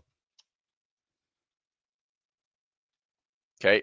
Bar count is 406 bars, I believe. Let's make sure that's accurate. So from this level, yep. So we're at 406 bars. Again, on a daily time frame, that's a lot. That's a lot. So why is this weekly? I was like, that's way off. Here's a daily. Okay. That's a very high bar count. So do I want to see it hit the 200? At the minimum, yes. I'd like to see it hit the 200. If I put this on a weekly chart, is there kind of a convergence between, this is a 21-day weekly. I mean, is it possible to pull back to a 50? I hope so.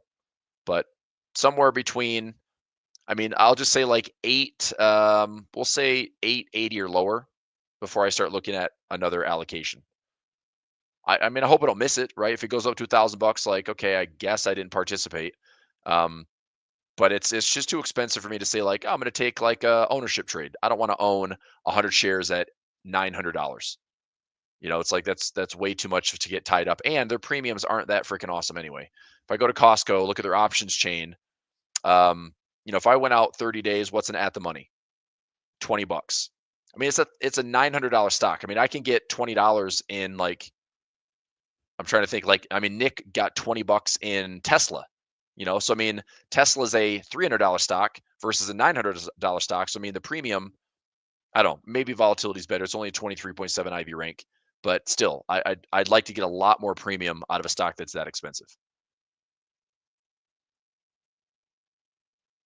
Okay. All right. There we go. So Costco, I'll get rid of that workspace now. Walmart, Nike, Home Depot, Lowe's, stuff on, let me see if I've got anything on residential construction, total spending. No, I want to see residential construction job, not spending.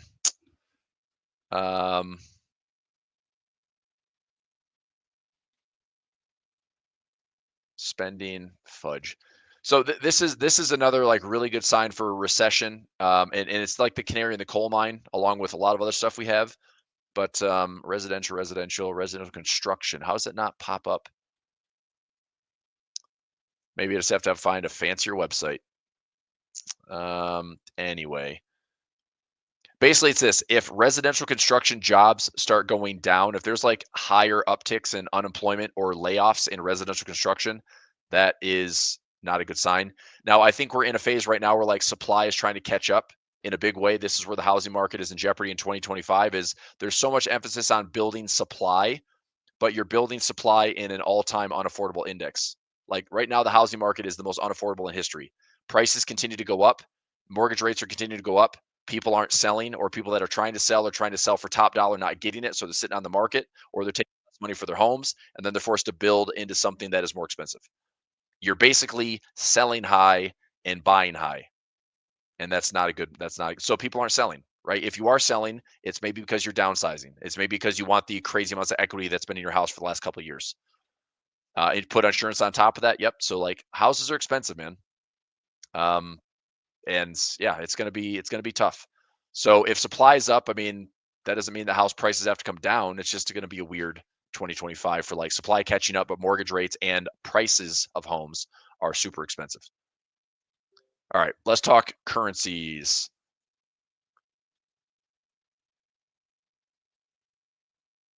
Let me get some comments here. I saw some requests. Somebody asked about Euro Yen. I'll look at Euro Yen, look at some currencies. How do I get customer service of technical discussions?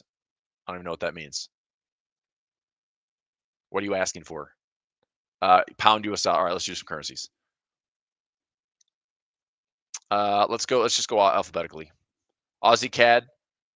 I still like the range on Aussie CAD. I'm going to dollar cost average into this one. So if we hit these lows, I'm buying more. We hit these lows, I'm buying more. My target on Aussie CAD is up here. towards 98 to 1.00. Realistically, right now, I would even be willing to say Aussie CAD is a bounce here and trade it back up towards 90, about 91.50. So if we bounce here, I'm going to add more dollar or Aussie CAD. If we come down lower, I'm adding more. Like I will stay in this range in Aussie CAD for a while.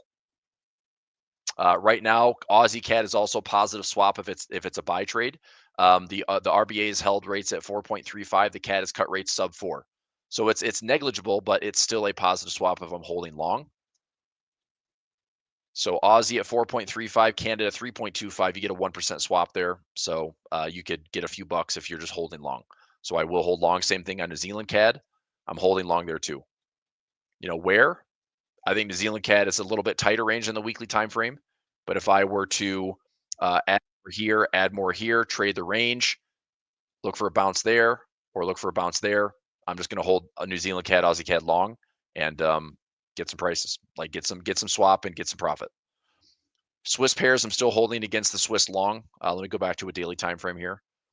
So again, for positive swap, this has helped me over last year. I generated over 20 grand in swap. So I mean, shouldn't matter because my goal is to make like 6 figures in profit, but I still generated a nice little chunk in positive swap and rollover. That's certainly better than getting it held against me and paying that. So at least it is worth hanging on to it for right now. If we don't have any major policy changes where right now the RBA is holding and the Swiss National Bank has made several cuts. So the Swiss National Bank has been cutting from 1.5. I'm trying to think where they went. They went from negative 0.75 all the way up to like 1.25, right? Is that what the switch was? I mean, it was during the 2000, trying to think, Swiss National Bank debacle was like 2015. Brexit was 2016. They went to negative 0.75 for a while, and then eventually raised rates into positive territory. They got all the way up to like 1.25%, I believe. And then they cut 20, and then they cut 50. So over the last year, they cut 75 basis points, now be at 0.5. Everyone has told me, like, Chris, I'm in the yen pairs for positive swap. Good luck. I don't want to trade the yen pairs. I don't care about the carry trade in the yen. I think it's a radical, wild, irrational currency pair. But the Swiss, on the other hand, a little more technically obedient, still offering positive swap. So I'm holding it long. So Aussie Swiss, I'm holding long. Okay. Where do I want to see the Aussie Swiss go? I want to see it get back up towards 6,000. I've got a measure move here. If we have a double bottom, I like this trade. Go back to the center. A lot of resistance up there. So, I mean, I will wait and see, like, where does this go? Does this get worse before it gets better? Maybe. And if it does, I will just stay small and stay patient and dollar cost average in, find a low, and then stack a bunch of orders up here with buy stops to be right and get a bigger profit target. So I'll wait. I mean, it's really a stupid trade. The only thing I've got to show for it is a bunch of positive rollover, but I haven't come near my profit target yet. But when this is all said and done, I might be able to make like $200,000 or better on some of these Swiss crosses. Not this individual one. I'm saying like I'm Aussie Swiss, CAD Swiss, New Zealand Swiss, Pound Swiss, Dollar Swiss, long. So dollar Swiss, if it closes out for profit, that one's already, I'll check that one off the list. Cool. Because the dollar's been so strong. But Aussie, CAD, Pound, New Zealand, Euro, that's 5 other currency pairs that I'm long in. If those hit my profit targets, like there's lots of profit to be added up. But it's been a trade that I've been in for 2 years. So I guess I'm patient. You know, maybe you're going to call me irrational and silly that I'm holding the trade that long, but I do use Forex as an investment vehicle for that exact reason. Like normally I would say that trade should take me like maybe 6 to 12 months. It's now going on 24 months. I'm okay with it. I'm still getting positive swap. My drawdown is still very controlled. Does it get worse before it gets better? Possibly. You know, maybe I'm like last man standing when it's like this market gets worse, takes out this low, flashes below, and then comes back up for a big swing. And I'm still going to be surviving it and making a lot of money on the way up, but I've got to be ready for more pain ahead. Is that the play? I don't know. Maybe. Right? Okay, Alpha. Yeah. So were you in my live class this morning? I did a live class this morning at 9:30. You can email support@prosperitypub.com. Support@prosperitypub.com if you need some assistance there. But I just did a live session on that this morning. We'll be live again tomorrow at 9 o'clock Eastern time. All right, Aussie Swiss, we're good there. Aussie Swiss, fine. Aussie New Zealand. I'm long in Aussie New Zealand just to revisit these highs. We have had a pretty decent channel to the upside, and I think that this, high is potentially the target. I'm not necessarily going after this high. I'm just looking to see, do we take out that intermediate level? So if this goes up to a higher level, I'll take some profit. Um, I mean, I guess like if the Aussie New Zealand gets up to 114 or 114.50, I will probably look for a topping pattern and maybe short this thing back down to like the 105 zone. I think this is a really good like range bound currency. I'm just trying to figure out like where are the big levels to trade it. Okay, Aussie dollar. Aussie dollar, dollar is stronger, and you can see that this move got faded hard. So I'm just waiting. I'm scaled in for 3 positions, very small. Actually, take that back 2 positions. I've got 1 position here at 6,000, which is a bit lower. I'm pretty small on the trade size, and I'm going to ride this out a little bit longer. I've told traders this, like if I get trades 1, 2, and 3, I'm also prepared for like trades 4 and 5 down here. And that's probably going to be where I would say my anticipation trades are going to be there. Now, my confirmation trades would be waiting for better price action down here near that like 5,600 level. And if that bounces back up, I'm willing to sacrifice like 1 or 2 trades up here and then turn the rest of these trades into winners. So I'm going to ride this thing a little bit longer. It's a negligible swap right now since the Fed is cut. Aussie's at 4.35 and the Fed is at like 4.25 to 4.5. So swap wise, it's pretty much a wash, which is nice. I'm not getting charged for the Aussie dollar.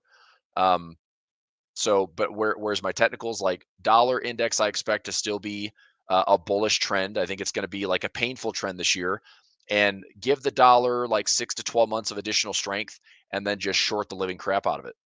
I mean, look, believe me when I say like the dollar, if it like once it's done and it runs its course with all the strength and it sucks up all the liquidity in the global economy, the dollar is going to be one of the best shorts that you can imagine in the next, let's say, year or two. So I'm on like team short. I want to short the dollar for a bigger trade, but it's not ready yet. So I'll wait. So what am I doing? Like in the interim, dollar strength has been dollar CAD long, dollar Swiss long. I'm in early, and I know I'm early on Aussies. I know it. I'm way too early on Aussie dollar, and I'm way too early on New Zealand dollar. Fine, I can ride those out. Euro dollar, I've told traders like if you're short on euro dollar below 105, you're probably going towards parity. Okay, if we go towards parity, great. If we go through parity, awesome. Protect your profit. But that's where I'm looking at. It's like I'm not going to chase this thing. If I wanted to sell this, right? If I wanted to sell, I would sell and sell and sell with a stop loss above 106, right? But do I love that trade? It's like no, because I missed it from 112. So I'm already 900 pips behind. It's like I'm not going to sell this thing now and just catch like the last little chunk of it. I'd rather wait for this thing to be at parity or lower and to get more attracted to a oversold condition with divergence, look for a bottoming pattern, and then trade the thing back up for a correction. I'd rather trade that. So I don't care about the next 300 pips. I care about, do I get a bottom that's going to be 6 to 12 months long that I can trade aggressively and make a lot more money versus chasing the last 20% of a trend. Okay. So that's that. Yen pairs. Okay. I'd rather go to the dentist than trade the yen. Sounds bad, like I don't go to the dentist, but I guess I'd rather have a root canal. I just don't care about the yen. I think it's just a silly currency pair that doesn't make any sense. You get like one good move a year, and if you're on that move, great. Most traders are on the wrong side of that move, and I think the yen is still stuck between that August deleveraging that we had. So I could see the Aussie yen doing this and doing this for a while and being just a terrible grindy currency, and then we have like a bigger move coming later. Again, if I can time it, I would rather trade the bigger move. I just don't know when that's going to happen, and I'm not going to sit around holding my breath. So I'm out of the yen pairs. Like I don't care what the yen does. The only way I'm trading the yen is through the 6J, which is futures. Japanese yen futures is about the only yen trade that I care about. And it's not quite at the level that I want it to be at, but if we revisit this area from July of last year, which is where we saw that deleveraging, I mean, man, I want to get long Japanese yen futures. I looked at 6J here. I'm trying to do some bull call spreads. So 6J there. The only problem that I have is like I can only go out to September. I hope that we get to fill these in and I don't feel like I'm missing the move. I'm trying to think. If I go out to September and let's go, this is getting, all right, so I'm going to switch this around. So my typical, I'm going to do a bull call spread. So this would be my low end of the option chain, high end of the option chain. If I buy and sell, I mean, this isn't a bad reward to risk. I could take this trade here for a $250 risk for a $375 reward. Directionally, I just need to see if I'm right. Now, this would be out to September 2025. So if I took this trade, the good thing is I give myself, 239 days to be right, which is cool. I give myself defined risk, which is fine. And that way I could be dead wrong in the Japanese yen and only risk $250. It's a lot easier than getting flashed out and, seeing like Bank of Japan intervene the Forex market. It's hard to control your stop losses when there's no liquidity, right? But at least with this position, it's defined risk. There's no assignment risk. I can take that trade. Now, maybe I do something along these lines. If I buy this call and sell something against it, like a $600 risk for a $1,200 profit, I don't mind that trade. Okay. A $850 risk for a 16. It's like I get essentially a 2-to-1, which is fine. And the nice thing is even in this position, if I was right directionally, if this goes my way, I don't have to hold this thing for max profit. All I'm doing is if I'm right on this initial long position, I have max risk at 850, but I think I could pretty easily turn this into like a $400 profit or an $800 profit, and I could just take a partial of my max. Does that make sense? So to me, this is like the safest way that I'm going to trade the Japanese yen. Defined risk. And I'm only able to do it through options. I'm only going to do it through the futures market. That just takes a lot of the stress out of trying to trade something like the Japanese yen, which is like my absolute Forex nemesis. Rather than trying to be like, the definition of insanity would be doing the same thing over and over again and not getting the result you want. That's what I feel like trading Forex, especially when it's like, when are they going to intervene? When are they going to intervene? When are they going to intervene? How is that possible to trade? You're not in control, right? You're in control if you can define your risk, which is what I'm doing. All right. So, is it better here? Now I risk 1,000 to make 2,000. It's about the same, So this is what I'm debating. Is it something that happens this summer? It's like I would like. This would be my ask. Would be going out to September. Like, isn't really long enough for me. That's the crappy part. Now I don't have to trade futures. I could trade something else. Let me see what FXY looks like. I can go out to 2027. Let me take a look at FXY. So we're back down near, it's similar. You can see the similarity between the Japanese yen futures and FXY. I could establish a trade where I could buy like this deep in the money call. Price is trading at 58.30. If I buy a $40 call out to January 2027, that's going to cost me about $2,100. Okay. So if I buy this and I go out, I'm going to go out to January 2027, which means all of this year, all of next year, I think the Japanese yen has a move that gets Japanese yen strength. Okay. I think that's a pretty big window to say, I think I could be right directionally, right? Am I going to pay a lot of money for it? Yeah, I'll pay a lot of money for that. This is a 91 delta. So if I'm right directionally, this pretty much turns into a full, like every dollar that the asset goes higher, I get $1 of extra value to my option chain. Okay. So that's not bad. Now this gives me a break even around 61.60. So if I sell against this, and I'm going to look at this trade tomorrow because I might just take this trade. This might be better and easier than trading futures. Even though I like to make more money in futures for the income, this might be an easier way to take the trade, put on a 1% risk, but turn it into an income trade for maybe $500 to $1,000. Okay. So if my break even is 21.60, I can sell against this. Let's say maybe go out 70 days. And if my break even is $61, I can sell. Never mind. And maybe this is what turns me off from the trade, is like the premiums are just not good enough in the near term. If I go out to June and I sell like a 64, so I lower my debit to 18.93, so I'd have a $40 call plus 18.93 gives me a break even of $58. I get it called away at 64. I get $500 of profit on a $1,800 debit. So 507 would be 507 divided by 18.93. I'd make 26.7% return on my risk. Okay. And could I do that in the next 160 days? Sure, maybe. You know, could I roll it? I mean, I guess the good thing is like I could turn it into an income trade. It'd be pretty straightforward. It's easier to get the longer window. Okay. The downside is if I can't roll this for much premium, I can't really increase my profit target. You know, and so rather than just saying like I'll just buy it and hold it, it's like I'm going to actively sell against it to lower my cost basis. So let me think about that. We'll talk about that more tomorrow. Right? Is that case dollar cross longs would give you a negative swap? What currency are you talking about there? AC? Is that, I mean, so the only way you don't have swap would be if you have, that'd have to be an arrangement with your broker, right?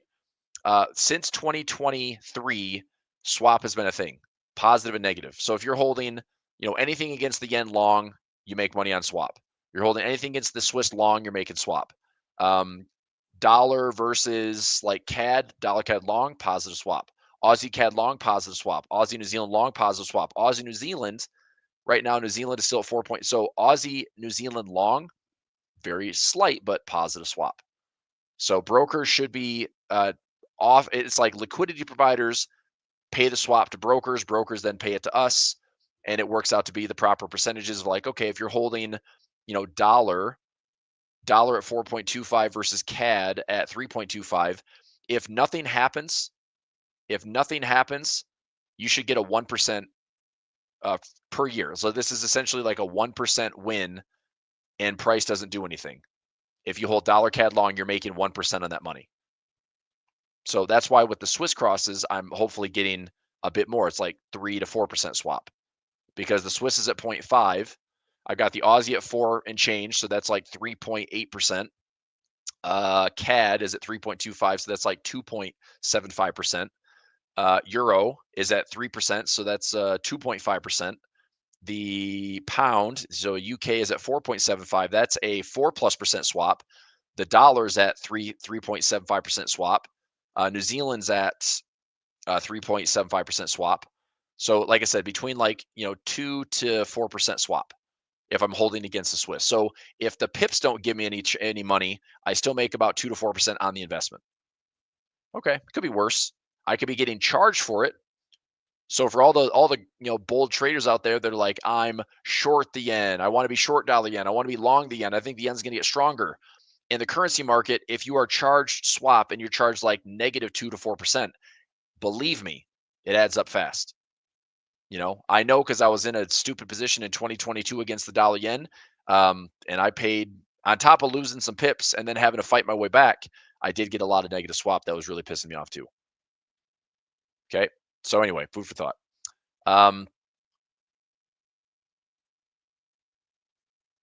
Dollar topped out. I don't think. I mean, the dollar's not going to top out based on swap. The only way the dollar would top out here, make it less attractive, would be if the Fed cuts more, then maybe, right? If the Fed holds, I could see the dollar maintaining bid. If the Fed starts cutting like second half of this year, maybe that's enough to say, okay, the dollar's had a good run. It no longer offers the same carry opportunity as before. And sure, maybe it makes more sense fundamentally that the attractive holding of the dollar isn't what it was. And so maybe that is like the second half of the year, right? If they cut rates by 25 or 50 basis points again this year, and all those central banks are kind of holding tight, makes it less attractive. Maybe that's what we get the timing of it, right? But I don't know. Until then, I'm not fighting the dollar. Okay.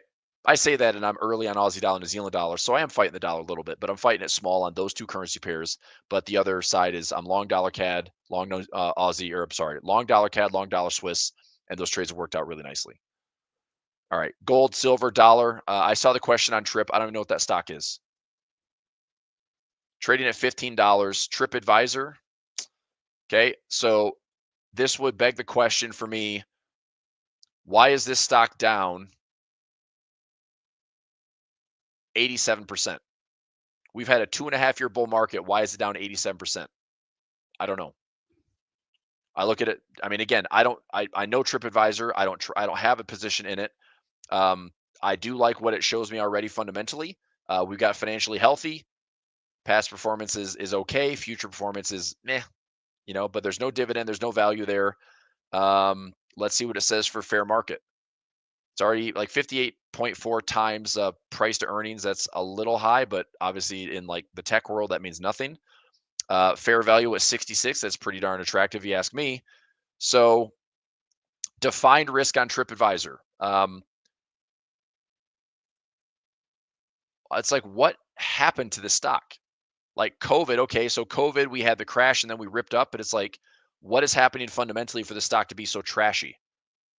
Like even post-COVID, why is this thing down 80% post-COVID? So that's my only concern is this a stock that's so cheap that it's a buyout target? So I don't know. I mean, otherwise I look at a stock like this and say it's risk capital, right?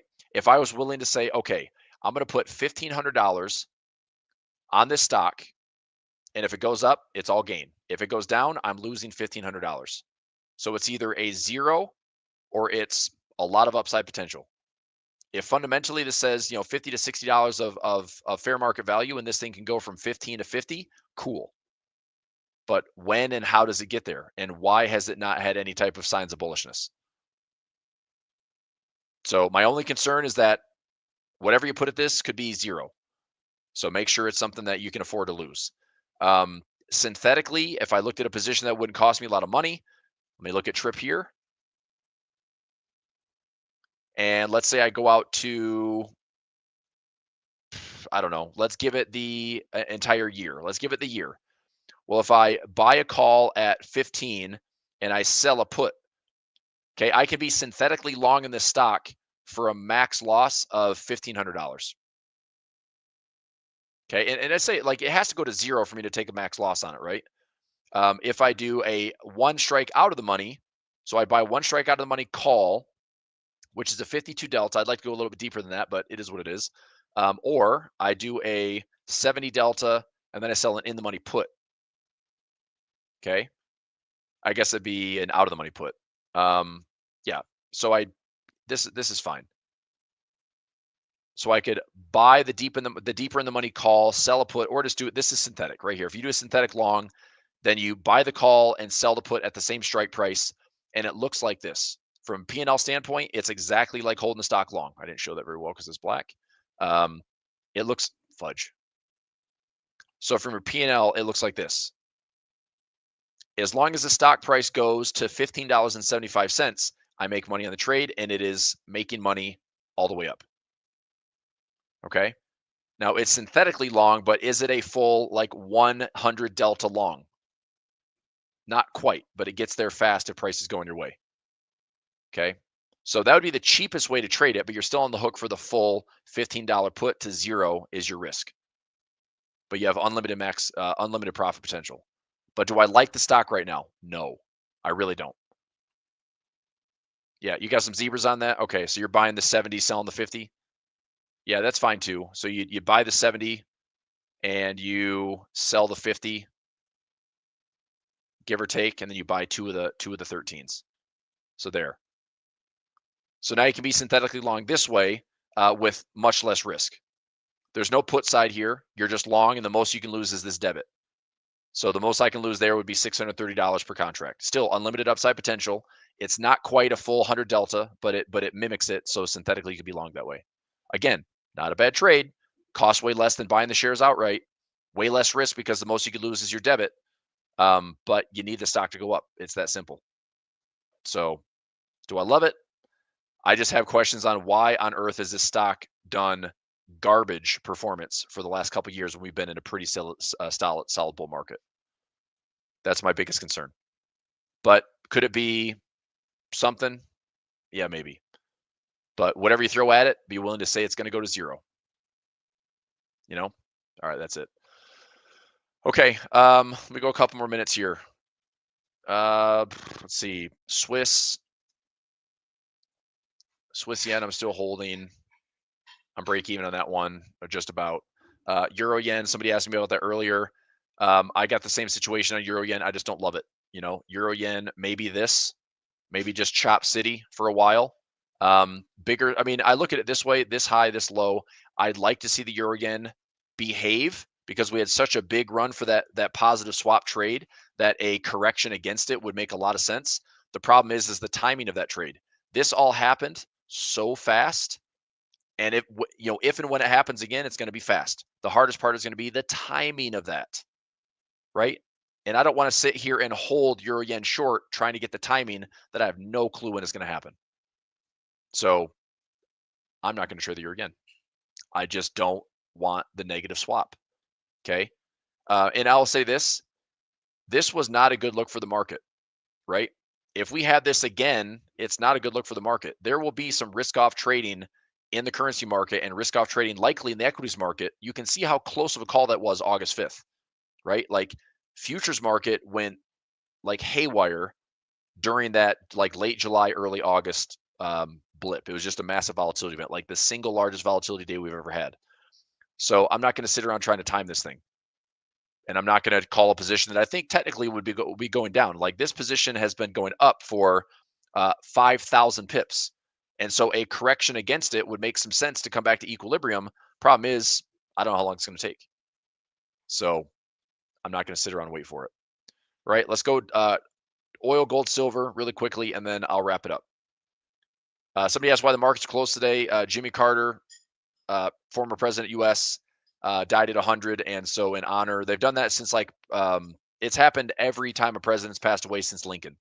So it's always like a day of recognition, day of mourning, and that's today for Jimmy Carter. So here's oil at 74.19. I had mentioned just watch out for the fake out trade. If oil is going to kind of hold here and break higher, then sure, oil is potentially looking better to be bullish. I don't love the trade right now because I think we still have to prove that it's going to go up. Again, inflation, which will come out next week, is inflation showing higher ticks or lower ticks?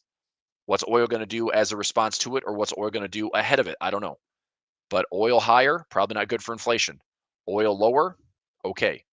We'll see what the numbers read next week. So Tuesday, Wednesday next week, PPI, CPI, better, worse for the US. We'll see what the trend is. Okay, gold and silver. We had a lot of conversations about these yesterday. Gold is maintaining a pretty solid bid here.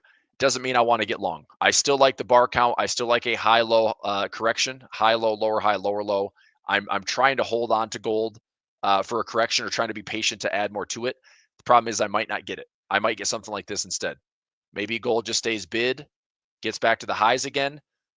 I'd love a range if that's possible. Like maybe I don't get a breakout trade, but it comes back one more time. Then I can buy some gold, and then we go back to here. There's no such thing as a triple top, and all of a sudden we break and go higher.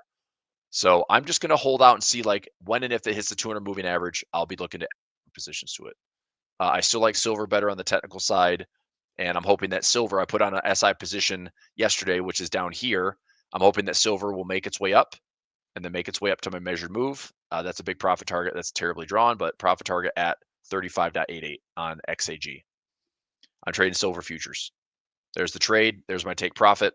It's a defined risk trade. So if I'm right, I think I make like $300 if I'm right. That's an income trade for March. I might continue to do that. Like if silver stays like really choppy, then I might continue to do trades like this and stagger them out over a couple of months. But directionally, if I get SI, SLV, I still have positions in both. And I'm looking at SI for more income trades, SLV for more holding. I want to hold SLV at least to like 35 bucks. So actually what I could do is look at a covered call. This will be better for tomorrow when the market's open. But I do have SLV is up. This is year to date. This was up like $40,000 or $50,000 last year. So this is a pretty good chunk of profit. I still have some shares, and I no longer have my covered call. So what I might look at is if I can get like a $35 or $36 covered call. I don't want to go out too far. So I just want to see if the premiums are okay. Maybe getting like 50 cents to $1. Let me see how far I have to go out. So if I went out to end of March, 35 bucks. I mean, the premiums are garbage, right? Like 13 cents, that doesn't make me excited at all. So I'm better off letting the stock itself appreciate in value and then adding the covered calls, because then at the money I get like $1.54. So if I'm willing to like let the stock go, then I probably just let price appreciate. If I want to go a little bit farther, let's go to summer, June. A little bit better. I go out to $35 or $36, get 45 to 50 cents on it. Like, that's okay. But I'm also, what happens if price does make a run to $35 and I'm like, well, crap, now I can roll it. So anyway, it's just, if I went out to the end of the year, is it even worth it? Go out to the end of the year and my strike stops. This is stupid. My strike at December 31 stops at $34 and there's no bid. So I'll see what this looks like tomorrow, or just go out to the next month. January 2026. Now I've got more strikes. I can roll this. I can go up to 4. I mean, that's not bad. If I get $1, right, 92 cents or a dollar, and I can get my my SLV called away at $40. Okay, or I can just let this be income. I don't know, whatever. It's something I'll just kick around. My covered call has lowered my cost basis. Let me see what I own. SLV, I own it. And where's my break even? SLV. I own the shares at $25.79. So my break even is $25.79. Okay. So 33, fine. Full measure move is 44. If I'm really going to let my entire position go, it's going to be up in the 40s. So I'll play around with that. All right. That being said, I'll let you go. Markets are closed. Enjoy the time off. Whatever. We'll come back and do it again tomorrow. Let's find some trades. All right. Thanks, everybody. Have a good day. Bye. Thanks for watching today's A1 Trading Show. We hope you enjoyed, and we're excited for a brand new year of trading with you. If you're new, consider subscribing for daily videos and live streams all year long. Be sure to check out the description below for our latest deals and offers. 2025 is just the beginning of our best year yet. We'll see you tomorrow.